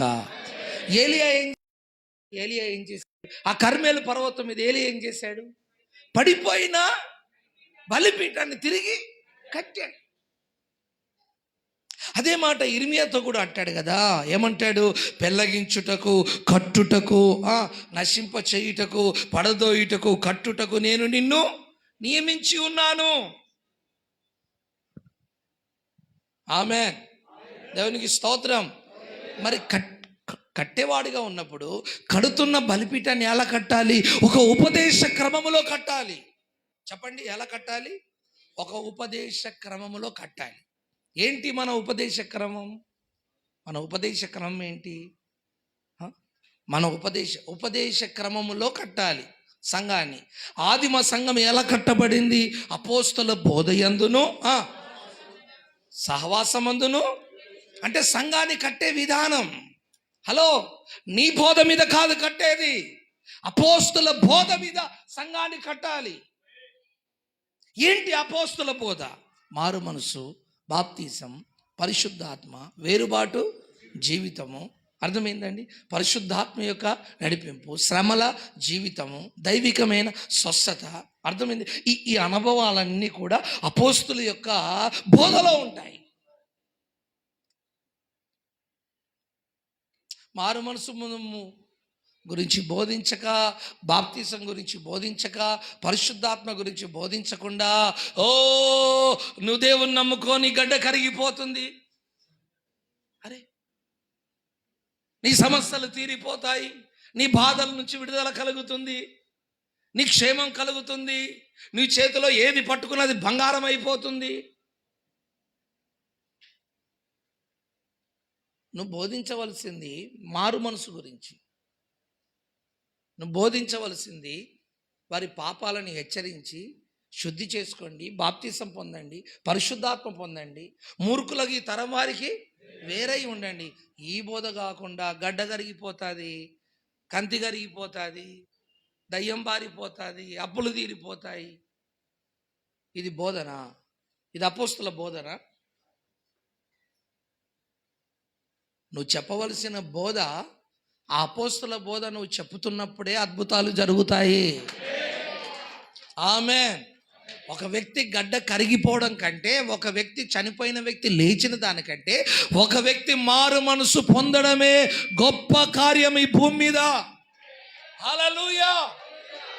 ఒక వ్యక్తి మారు మనసు పొందడమే గొప్ప కార్యం. చనిపోయిన వ్యక్తిని లేపిన దానికంటే గొప్ప కార్యం. కనుక దేశం మీద ఏలియా ఏ విధంగా అయితే 12 రాళ్లతో ఒక బలిపీఠాన్ని కట్టాడో, ఆ విధంగానే మనము కూడా ఆది అపోస్తుల యొక్క ఉపదేశం మీద, అందుకే వాక్యం చెప్తుంది, యేసుక్రీస్తే ముఖ్యమైన మూలరాయి ఉండగా అపోస్తులు ప్రవక్తలు వేసిన పునాది మీద మీరు కట్టబడుచు. అసలు బోధ గురించే తెలియదండి ఈరోజు చాలా మందికి. అపోస్తులు అంటే కూడా ఎవరో తెలియదు, అపోస్తుల బోధ అంటే కూడా ఏమీ తెలియదు. వాళ్ళకి తెలిసింది ఒకటే, జక్కయ్య చెట్టు ఎక్కాడా, చెట్టు దిగాడా, ఏ స్పీడ్లో ఎక్కాడు, ఏ స్పీడ్లో దిగాడు, దిగుతున్నప్పుడు బట్టలు చినిగాయా, ఏ బట్టలు వేసుకున్నాడు, ఎంత ఎత్తున్నాడు, ఓకే, యేసు ప్రభు ఇంటికి తీసుకెళ్ళాడా, తెలియదు. తర్వాత ఈ బోధ.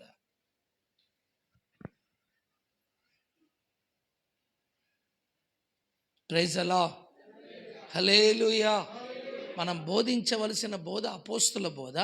ఆ బోధ మీద మనం సంఘాన్ని నిర్మించుదుముగాక, కట్టుదుముగాక. హల్లెలూయా, హల్లెలూయా. మరి అపోస్తుల బోధ నువ్వేం చేయాలి? ఒక అపోస్తుని దగ్గర నువ్వు నేర్చుకోవాలి. నేను డ్రైవర్ కావాలనుకుంటే, నేను ఓన్గా డ్రైవింగ్ చేశాను అనుకోండి, నేను చేస్తాను, నా ముందున్నవారు చేస్తారు. ఇప్పుడు మీకు డ్రైవింగ్ రాలేదనుకోండి, మేము కారు ఇస్తాం, నడపండి, ఉప్పరపాలెంలో నడపండి, నడపండి. మీకు డ్రైవింగ్ రాదు, కారు ఇచ్చేస్తాం, నడపండి. ఎవడో ఒకడు కారు కిందికి దూరుతాడు, ఉప్పరపాలెంలో నేను ఉప్పర దెబ్బలు కొట్టకపోతే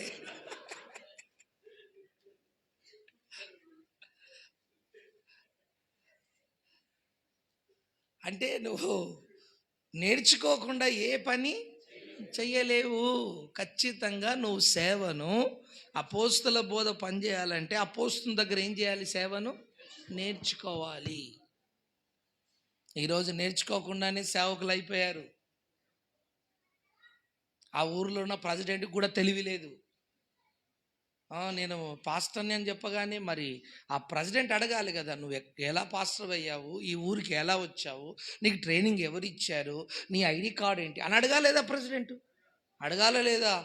మరి అడగకుండానే అసోసియేషన్లు చేసుకొని నేను ప్రెసిడెంట్, నేను పాస్టర్ అని చెప్పగానే నువ్వు పాస్టర్గా నువ్వు అసోసియేషన్లో ఎలా చేర్చుకున్నావు? నువ్వు పెద్ద మెంటలోనివి.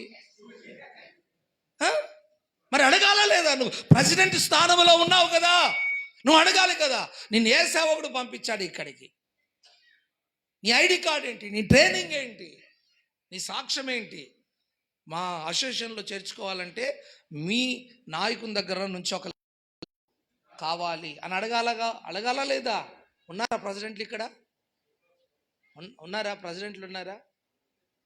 నేను మిమ్మల్ని ఏమన్నానండి బాబోయ్, నేనేం చెప్తున్నాను, సలహా చెప్తున్నాను. ఈ పని మీరు తప్పనిసరి చెయ్యాలి. ఎవరో మీ ఊర్లో వచ్చి సేవ మొదలు పెడుతున్నప్పుడు నువ్వు అడగవా? అని 2 పిల్లలు ఉన్నారా, 4 ఉన్నారా, ఎవరు నన్ను లేపుకొని వచ్చాడా, ఉన్నామే ఒరిజినలా డూప్లికేటా? అడగాలా లేదా? చెప్పరే మీరు తలూపడం లేదంటే ఏదో కథ ఉంది.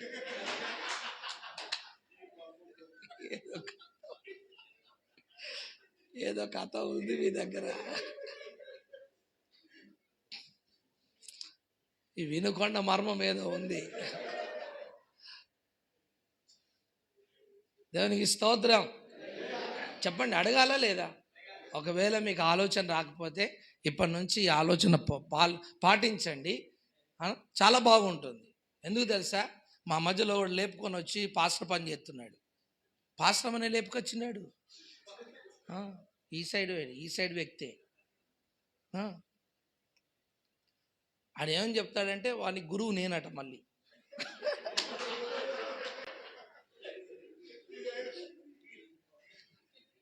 ఆడ పని చేశాడని తర్వాత తెలిస్తే వెళ్ళగొట్టేశాడు. వెళ్ళగొడితే నేను గురువు అని చెప్పుకుంటాడు. ఏం చేశాడు? నేనేం చెప్పాలి ఇప్పుడు? వెళ్ళగొట్టనానని చెప్పడం లేదు, గురువు అని చెప్తున్నాడు. కొందరు తెలిసిన వాడు నన్ను వచ్చి నువ్వేనట కదా గురువు. అయితే నీకు మర్మం ఇప్పుతానని మర్మం చెప్పిన. ఆమేన్. కృప కలుగునగాక. ఆ విధంగా దైవికమైన పద్ధతిలో మరి బలిపీఠాలు, సంఘాలు, కుటుంబాలు కట్టడానికి దేవుడు మన కృప దయచేయునుగాక. అందుకే దేవుడు అపోస్తలుడైన పౌలు కొరింథీయులకు రాసిన 2వ పత్రికలో రాస్తాడు. చూడండి, కొరింథీయులకు రాసిన 2వ పత్రిక 10వ అధ్యాయము 8వ వచనాన్ని ఒకసారి చూస్తారా? 8వ వచనం ఒకసారి చూస్తారా? పడదోయుటకు కాక మిమ్మును కట్టుటకే ప్రభువు మాకు అనుగ్రహించిన అధికారమును గూర్చి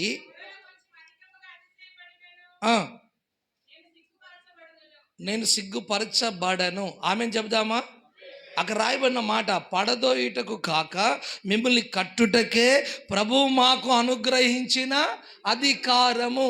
ఆమె హల్లెలూయా. సేవకులమైన మనము పడగొట్టే వారం కాకుండా కట్టుటకే మనం అధికారము కలిగి ఉన్నాము. ఆ విధంగా కట్టుటకు అనేక కుటుంబాలను, సంఘాలను, పడిపోయిన వారిని కట్టుటకు దేవుడు మనకు సహాయము చెయ్యునుగాక.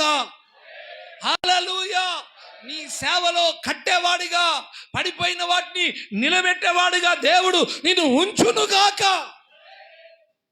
అలా ఉండండి, అద్భుతంగా ఉంటుంది సేవ. ఎవరిని, ఏ సేవకుని పడగొట్టకండి, ఏ కుటుంబాన్ని పడగొట్టకండి, అందరినీ కట్టండి. నీ తోటి సేవకుని కూడా కట్టండి. చూడండి, నేను ఎంత దూరం వచ్చి నేను మిమ్మల్ని కట్టడం లేదా? రాష్ట్రాలు, దేశాలన్నీ తిరిగి కట్టేస్తున్నాను. నాకేం సంఘం లేక కాదు, అర్థమైందా? మంచినీళ్ళు తాగడానికి కూడా సమయం ఉండదు నాకు. నా సేవలో నా భోజనం నుంచి లేచిపోయిన సంవత్సరాలు, నెలలు, దినాలే ఉంటాయి ఎక్కువ. సరిగా భోజనం కడపార అలా కూర్చొని తిన్న దినాలు ఉండవు నాకు.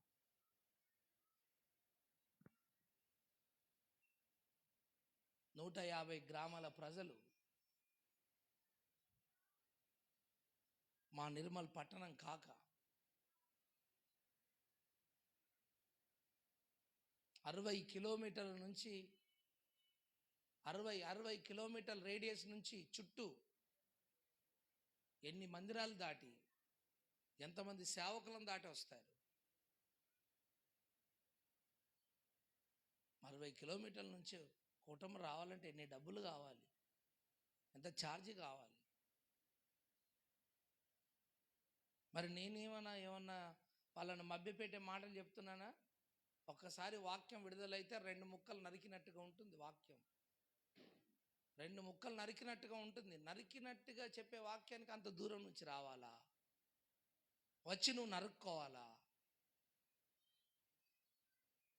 సత్యం ఎక్కడ ఉంటుందో, మందసం ఎక్కడైతే ఉంటుందో, ధూపవేదిక ఎక్కడైతే ఉంటుందో, దేవుని షకీనా మహిమ ఎక్కడైతే నిలబడుతుందో అక్కడికి ప్రజలు ఎంత దూరం నుంచైనా వస్తారు.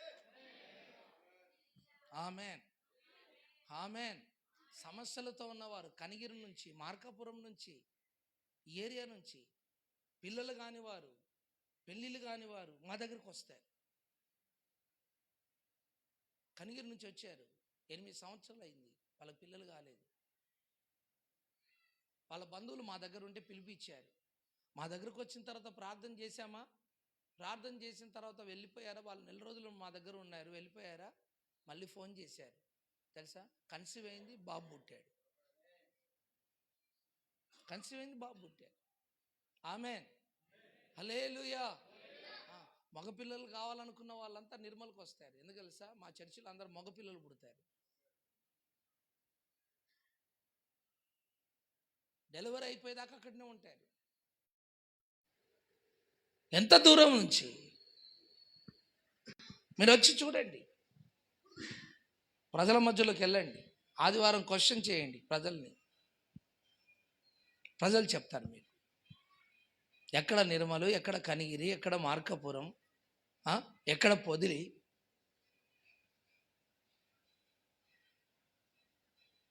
ఆమేన్. కృప కలుగును గాక.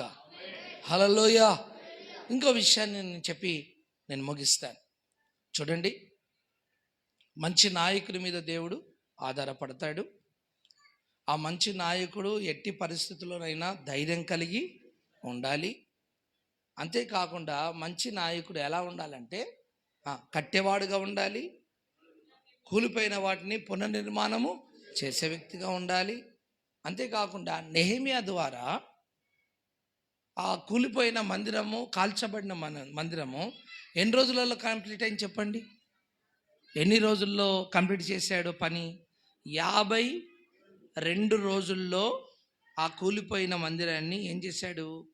తిరిగి యథావధిగా నిలబెట్టాడు.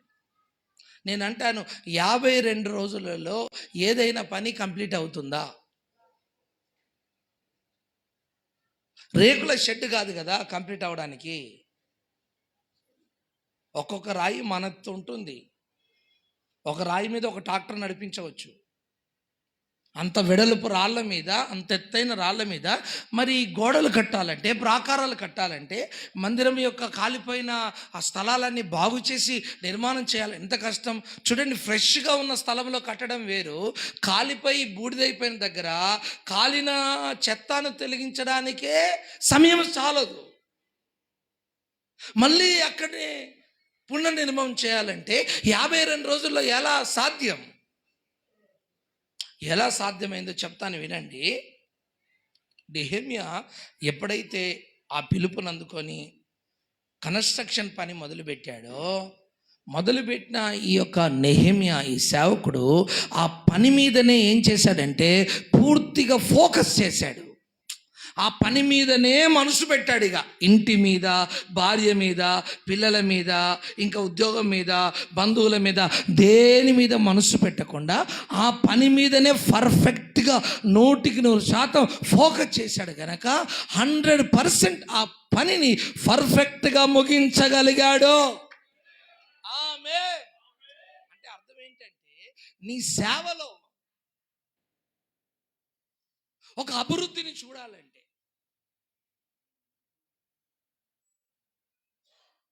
ఒక గొప్ప కార్యము నీ ద్వారా, నువ్వు చేస్తున్న పని మీద, సేవ మీద నువ్వేం చేయాలి తెలుసా? పర్ఫెక్ట్గా, పూర్తిగా ఆ పని మీద నువ్వు ఫోకస్ చేయాలి, లేక మనసు పెట్టాలి. సేవకునికి సేవా పని మీద మనసు లేదండి బాబోయ్. రియల్ ఎస్టేట్ మీద పెట్టాడు మనసంతా. దేని మీద? రియల్ ఎస్టేట్ ఈరోజు మంచి బిజినెస్ కదా. రియల్ ఎస్టేట్ మీద పెట్టాడు మనసంతా. సేవ మీద ఫోకస్ లేదు. అంత లైవ్ మీద ఫోకస్, యూట్యూబ్ మీద ఫోకస్, ఫేస్బుక్ మీద ఫోకస్. సేవ మీద లేదు ఫోకస్, అంత లైవ్. హలో, బాగున్నారా? నేను మీ జయరాజుని. ఆమె దేవునికి స్తోత్రం. ఆ కెమెరా ఇటే ఉంటుంది, మరి పక్కకి ఏమైనా దింపుతాడా? తిప్పితే ఎవరు ఉండరు, అట్టి షాపులే ఉంటాయి. అట్టి ఖాళీ ఉంటుంది కదా, తిప్పడు దాన్ని ఇటే ఉంటుంది ఫిక్స్, అంతే. ఈరోజు సేవ మీద దృష్టి లేదు చాలామందికి. వారి పిలుపు మీద, వారి దర్శనం మీద, వారి సంఘం మీద, వారి గ్రామం మీద వారికి దృష్టి లేదు. దాని మీద ఫోకస్ చేయకుండా తుచ్చమైన వాటి మీద, వ్యాపారాల మీద, బంధువుల మీద, అక్కల మీద, చెల్లెల మీద 24 గంటలు బావ చుట్టూ తిరుగుతాడు, బామ్మల చుట్టూ తిరుగుతాడు, బంధువుల చుట్టూ తిరుగుతాడు, వీరి చుట్టే తిరుగుతాడు. కానీ సేవలో ఏమీ ఉండదు. సువార్త కూటం పెట్టడం, వాక్యం చెప్పడం, దయ్యాలు నిల్లగొట్టడం, సేవలో తిరగడం ఏముండదు. బావ చుట్టూ బామ్మర్ది, బామ్మరి చుట్టూ బావ. 24 గంటలు బంధువులు బంధువులు బంధువులు, అక్క పెళ్ళి, చెల్లె పెళ్ళి, బామ్మర్ది పెళ్ళి, బావ పెళ్ళి, అర్థమైందా? మరదల పెళ్ళి, ఈ పెళ్ళి, ఆడ బర్త్డే, ఈడ బర్త్డే, ఆడ చచ్చాడు, ఈడ చచ్చాడు. నువ్వెప్పుడు చచ్చిపోతావో? 24 గంటలు. పాస్ గారు ఎక్కడికయ్యా అంటే, ఏం లేదండి మా బంధువుల పెళ్ళండి, పోయేస్తానండి.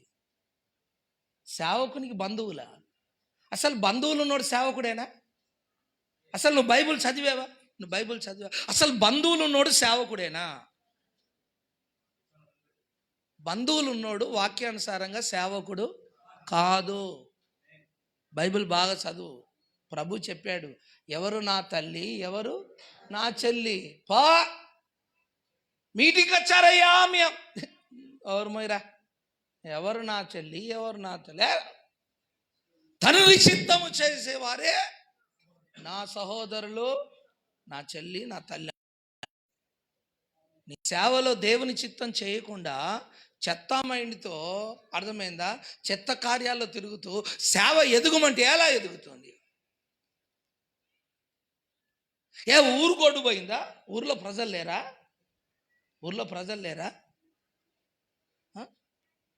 నువ్వు సేవ సరిగా చేస్తే కదా అద్భుతాలు జరుగుతాయి కదా, కుటుంబాలు కట్టబడితే కదా, దేవుని మహిమ అలా కనిపిస్తే కదా వారి జాతర వల్ల వచ్చేది ఆరాధనకి. ఇక్కడ ప్రభావమే లేదు, ఎలా వస్తారు? ఇక్కడ మందసమేదే లేదు, ఎలా వస్తారు? ఇక్కడ ధూపమేదికే లేదు, ఎలా వస్తారు? సరైన సాక్ష్యమే లేదు, ఎలా వస్తారు? 24 గంటలు దేశదిమ్మరిగా తిరుగుతుంటావు. ఆ మీటింగ్ అంటావు, ఈ మీటింగ్ అంటావు, ఆ సెషన్ అంటావు, అక్కడ బ్యాగులు ఇస్తారంటావు, ఇక్కడ బ్యాగులు ఇస్తారంటావు. బ్యాగులన్నీ తీసుకొచ్చి ఒక షోరూమ్ చేసి బ్యాగుల షాప్గా మార్చేస్తావు.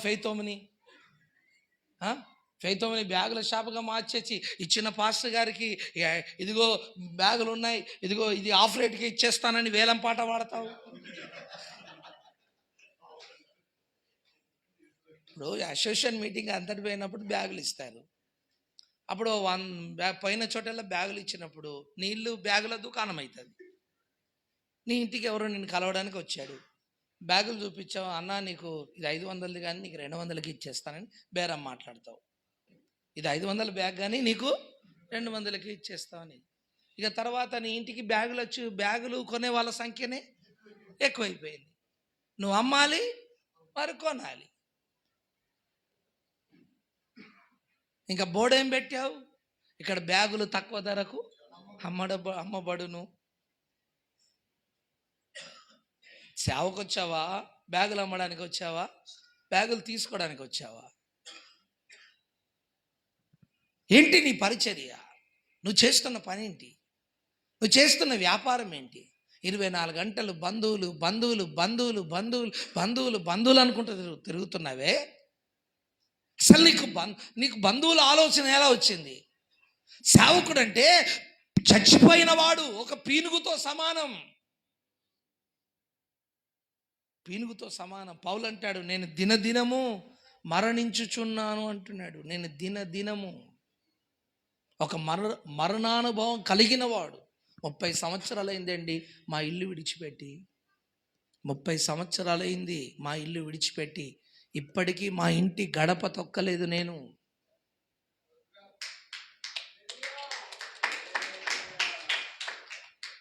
ఇంటి గడప తొక్కలేదు. ఎంత తిట్టుకున్నారో, ఎన్ని మాటలు అనుకున్నారో. సేవకునివి ప్రపంచంలో ఎవరు లేరా?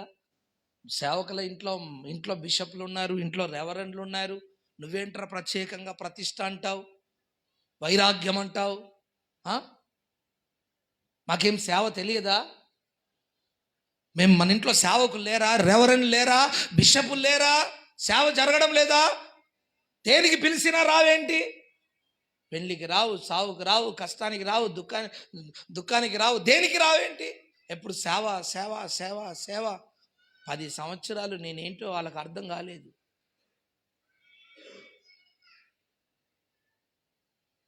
ఎన్ని మాట్లాడినారు.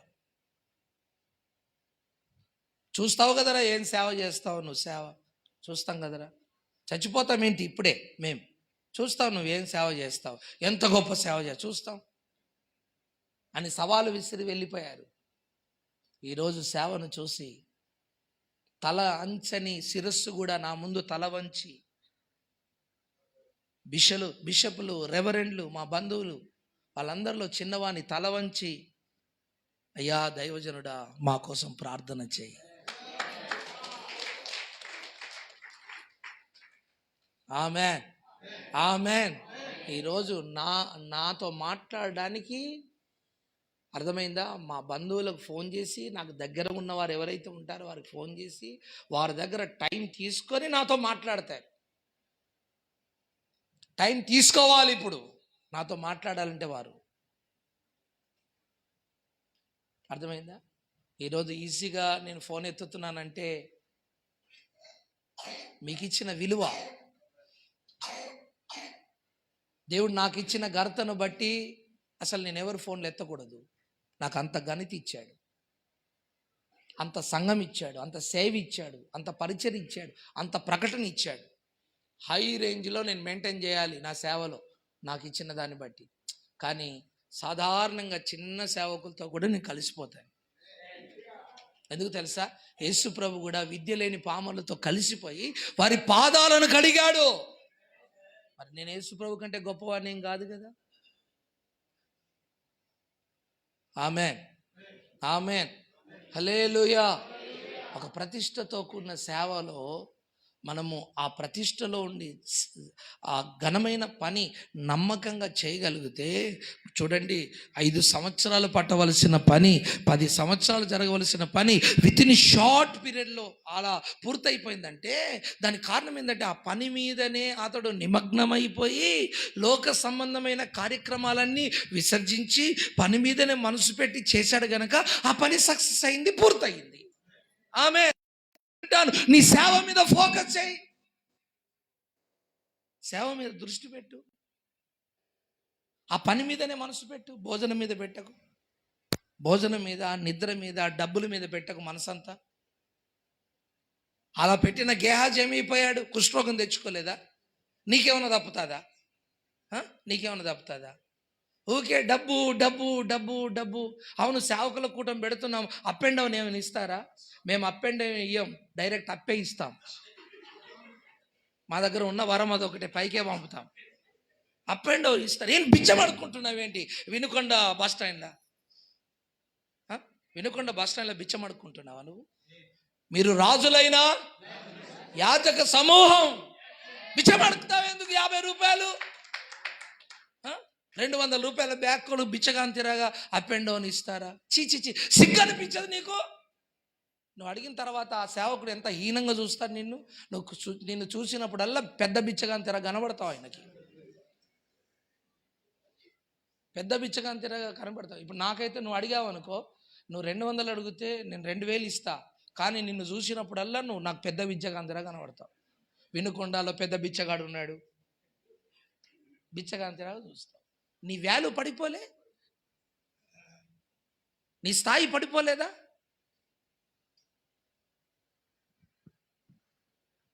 ఈరోజు 10 రూపాయలు బిచ్చమెత్తే రోడ్డు మీద ఉన్ననికి రోషం వస్తుంది, రోడ్డు మీద ఉన్న బిచ్చగానికి రోషం వస్తుంది. 10 రూపాయలు అయితే, సార్ ఏమనుకున్నావు, నేను పెద్ద బిచ్చగాని 100 అంటాడు.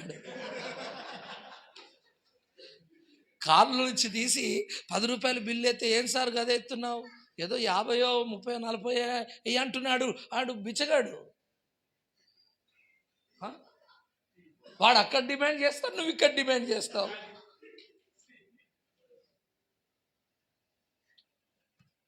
అడగద్దు బ్యాగులు ఎవరిని, అడగద్దు అప్ అండ్ డౌన్ కూడా ఎవరిని అడగద్దు. ఆ వచ్చిన సేవకుడు ప్రతిష్ట కలిగిన వాడా, కరెక్ట్గా ఉపదేశం వాక్యానుసారంగా చెప్పేవాడా, అతని సాక్ష్యం ఏంటి, అతని సేవ ఏంటిది, అతని ఉపదేశం ఏంటి తెలుసుకొని ఆ ఉపదేశం సరైనదైతే, వాక్యానుసారం అయితే వెళ్ళి వాక్యం విని కొన్ని విషయాలు నేర్చుకో. లేదు నీకు అది నచ్చలేదు వెళ్ళకు. లేదు అప్ అండ్ డౌన్ ఇస్తే వస్తాను, అప్ అండ్ డౌన్ వస్తే నువ్వు ఇస్తే వచ్చుడేంది? భోజనం పెడితే ఊరోళ్ళందరూ వస్తారు. ఆమేన్, ప్రైజ్ ది లార్డ్, హల్లెలూయా. మాకు ఫోటోలు కొట్టుకునేది లేదు, ఎవరికి పంపించేది లేదు. అర్థమైందా? ప్రైజ్ ది లార్డ్, అర్థమైందా? వాళ్ళ సొమ్ము మీద మేము బతికేది ఏమీ లేదు. 30 సంవత్సరాలు అయింది మా చర్చిలో కానుక పట్టలేదు. మేము కానుక లేదు మా చర్చిలో, కానుక పాట లేదు, కానుక ప్రసంగం లేదు, కానుక ప్రార్థన లేదు. నీతిమంతుడు విశ్వాస మూలముగా జీవించును. నువ్వు నీతిమంతుడవైతే, నీకు దర్శనం ఉంటే, నీకు ప్రకటన ఉంటే, నువ్వు నిజమైన సేవకుడవైతే నిన్ను పోషించడానికి దేవుడు కాకులతో మాట్లాడుతాడు. ఏ కాకే, ఇదిగో వినుకొండలో, ఉప్పరపాలెంలో, ఇదిగో ఇదిగో ఇదిగో ఇక్కడ గుంటూరులో నా సేవకుడు, పో ఎల్లో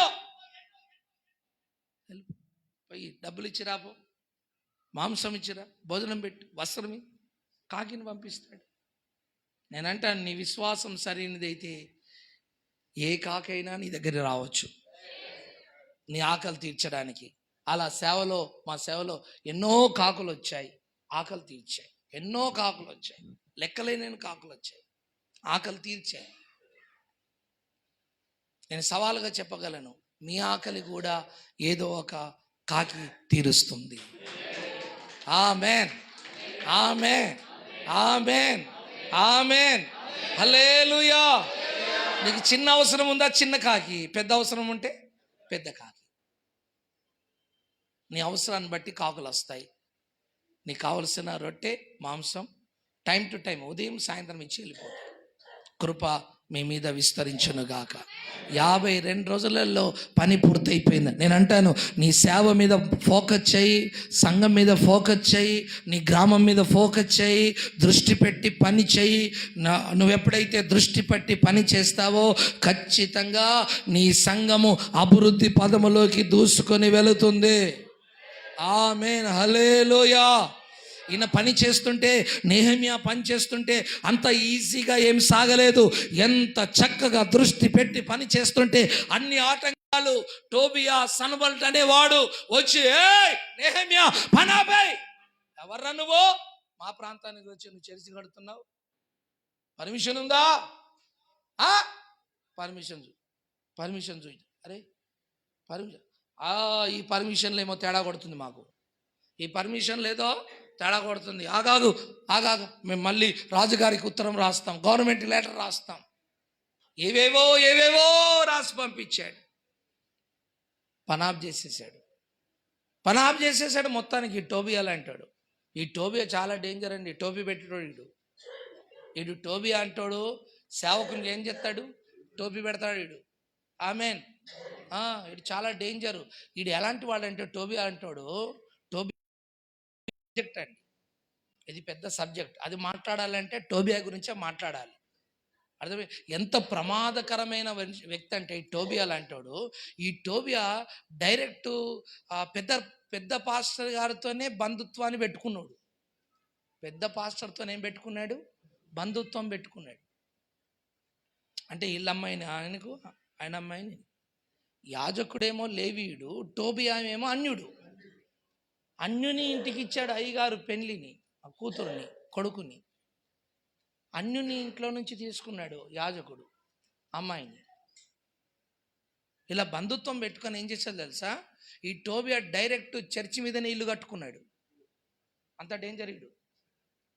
అర్థమైంది? ఇల్లు కట్టుకొని ఆ చర్చి మీద కట్టిన గదిలో ఎందుకున్నాడు తెలుసా, ఈ డబ్బంతా తీసుకెళ్ళి ఆ గదిలోనే పెడతాడు. ఈ టోబియాకు పోయి ఆ గదిలోనే కూర్చున్నాడు. బైబిల్లో రాసున్నాయి ఈ మాటలు. అంటే దేవుని మందిరంలో ఉన్న ఖజానా ఏ గదిలో దాచిపెడతారో అదే గదిలో ఎవరున్నారు, టోబియా ఉన్నాడు. అంటే టోబియా అంటే దుష్టుడు. దేవుని సేవకు మూలాధారంగా ఉన్న ధనం ఎక్కడైతే ఉందో దాని మీదనే, దాని దగ్గరనే కూర్చున్నాడు ఎవడో, టోబియా. అందుకే దేవుని ధనమంతా డైవర్ట్ చేసేవాడు, దేవుని సేవ జరగకుండా. 1000 రూపాయలు వస్తే 100 రూపాయల నుంచి 900 సైడ్కి పంపించేసేవాడు టోబియా. చాలా డేంజర్. ఈ విషయాలు నెహెమ్యా తెలుసుకొని టోబియాని వెళ్ళగొడతాడు. అయ్యగారు నీకు మందలించి, అయ్యగారు నీకేమైనా తెలివి ఉందా లేదా? అందుకే కొన్ని సంఘాల్లో సంఘ పెద్దలు ఉండడం మంచిది. అన్ని సంఘాల్లో కుదరదు. మా సంఘంలో సంఘ పెద్దలు పెట్టలేదు మేము. 1000 మంది ఉంటారు. ఎందుకంటే వాళ్ళతో పెద్ద తలనొప్పి ఉంటుందని సేవ చేయనియరని పెట్టలేదు. దేవునికి స్తోత్రం. కానీ అందరు సంఘ పెద్దలు అలా ఉంటారని కాదు. అర్థమైందండి? అది గ్రహించి, పాస్టర్ గారు నువ్వు ఏం చేస్తున్నావు, వాడు మంచోడు కాదు, సేవను పాడు చేస్తాడాడు అని చెప్పేసి ఈ నెహెమ్యా ఏం చేశాడంటే వాడిని ఎల్లగొట్టేశాడు. మందిరంలోకి వెళ్ళి ఎల్లగొట్టేశాడు. ఆడు మందిరంలో నుంచి కూర్చున్నాడు టోబియా లాంటి. కనుక టోబియా లాంటి వాళ్ళు ఆటంకంగా ఉండేవారు ఎంతోమంది ఉంటారు. ఎన్ని ఆటంకాలు వచ్చినా నెహెమ్యా దేవుని పని ఆపలేదు. ఆమేన్. నేను అంటాను, ఎంతమంది టోబియాలు వచ్చినా భయపడకు. ఎంతమంది సన్బంట్ లాంటి వారు వచ్చినా భయపడకు, కలవరపడకు. దేవుడు నీ పక్షముగా ఉండి యుద్ధం చేస్తాడు. నీకు సేవలో గొప్ప జయాన్ని ఇస్తాడు. ధైర్యంగా ఎంత యథార్థవంతుడు అయితే నీ సేవ అంత ఘనంగా ఉంటుంది.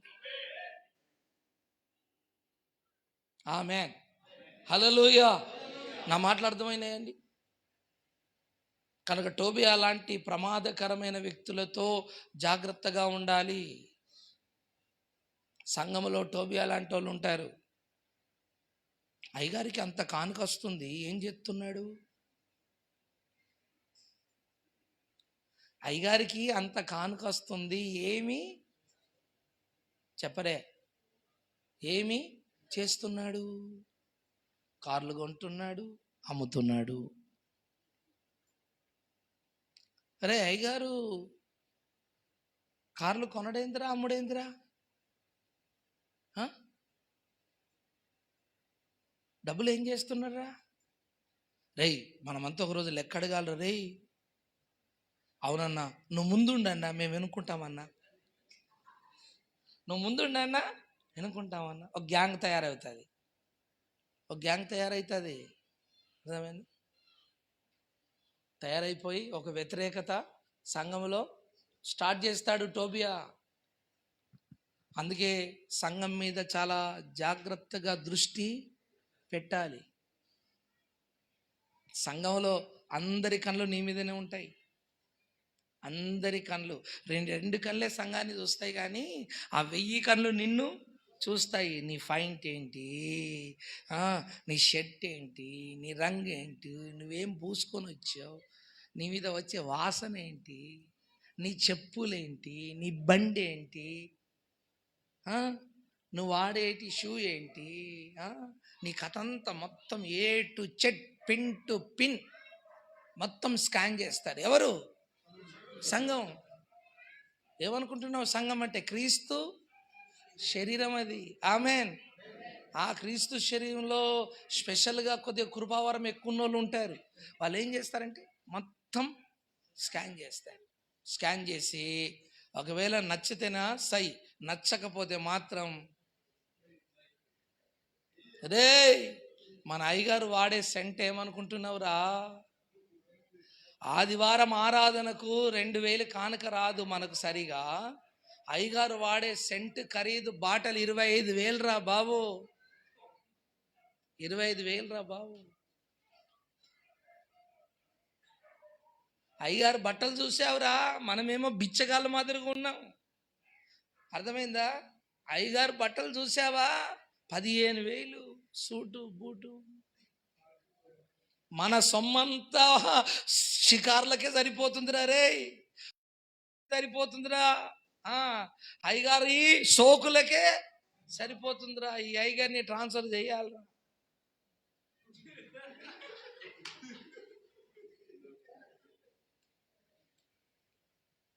ఆమేన్. ఆమేన్.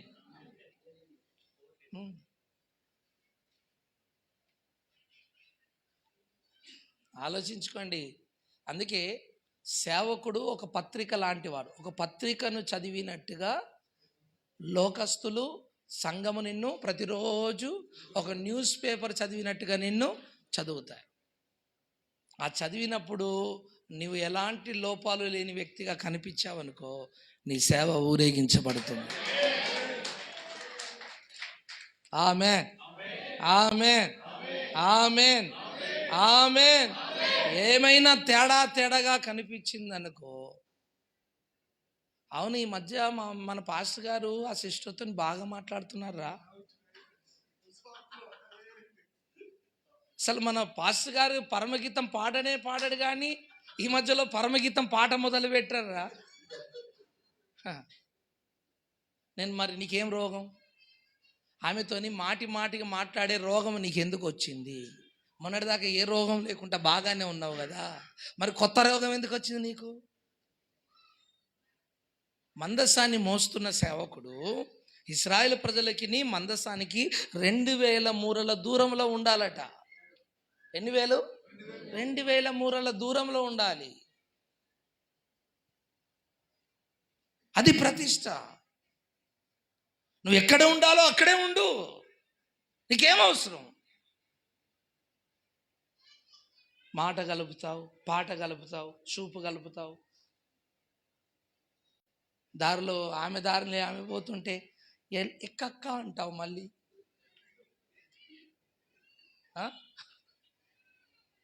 నీ దారిలో నువ్వు పోవచ్చు కదా, ఎక్కని ఎందుకన్నావు? మరి నువ్వు ఎక్కువ అని అంటివి. అది అందరూ చూసే మీ పాసనమ్మకి కబర్ చేసి, అన్న ఏమో మారిపోయినాడా, అవును నాకు కూడా ఏదో తేడా కొడుతుంది కొన్నాడు. ఇక అయిపోయాయి సేవ, స్తోత్రం, మీ ఇద్దరి గొడవలే స్టార్ట్ అయిపోయి. ఆమె నీకు ఫోన్ వచ్చినా డౌట్ పడుతుంది, మెసేజ్ వచ్చినా డౌట్ పడుతుంది, నువ్వు బయటికి వెళ్ళినా డౌటే, నువ్వు తొమ్మినా డౌటే, నువ్వు దగ్గినా డౌటే, నువ్వు పాడినా డౌటే, నువ్వు స్టేజ్ ఎక్కినా డౌటే, నువ్వు ఏది చేసినా డౌటే. అవునా కాదా? ఎవరికి అనుమానం వచ్చినా నీ భార్యకు అనుమానం రాకుండా చూసుకో, బతికిపోతావు. పాశ్రమ కాదు, అనుమానం రాకుండా చూసుకో, బతికిపోతావు, లేదా చచ్చిపోతావు. రోజు కారం ఉప్పు ఎక్కువేసిందనుకో, బీపీ పెరిగి చచ్చిపోతావు నువ్వు. ఏం లేదు, ఈజీ మర్మం. రోజు కారం ఎక్కువేసే, అయ్యగారు వెళ్ళిపోతాడు.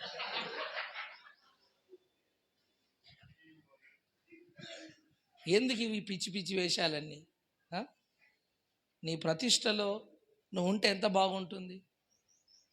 ఆమె దయచేసి అందరూ లేచి నిలబడదాం.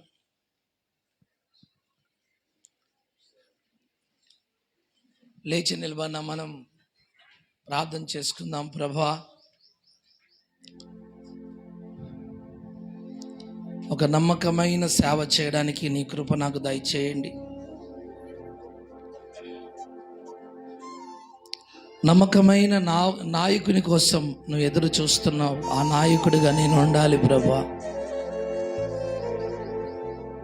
అవును స్వామి,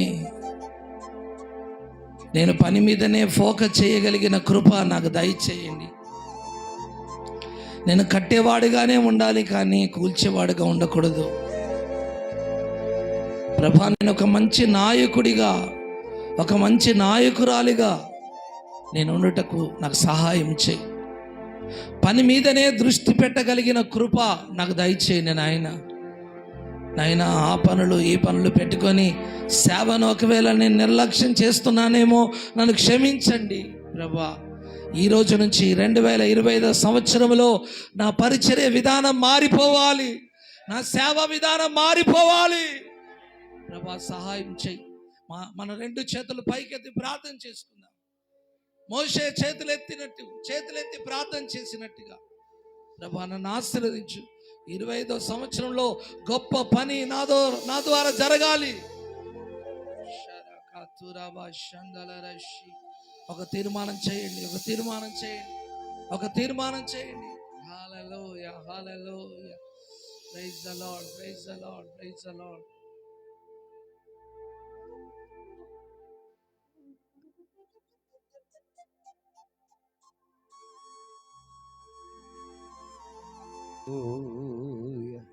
ఎవరో కళ్ళు తెరవద్దు దయచేసి. ఆకాశపు చేతులెత్తి. దేవుడు మనతో స్పష్టంగా మాట్లాడాడు. మన సేవ ఒక మహిమగల సేవగా మారాలి. అది రాకడకు సిద్ధపడే సేవగా మారాలి. మన సేవకు వ్యత్యాసముగా ఉండాలి. మన సేవ కట్టబడుతున్న సేవగా ఉండాలి. చేతులెత్తి యేసయ్యా అనండి. అందరూ యేసయ్యా అనండి. ప్రతి ఒక్కరు నోరు తెరవండి.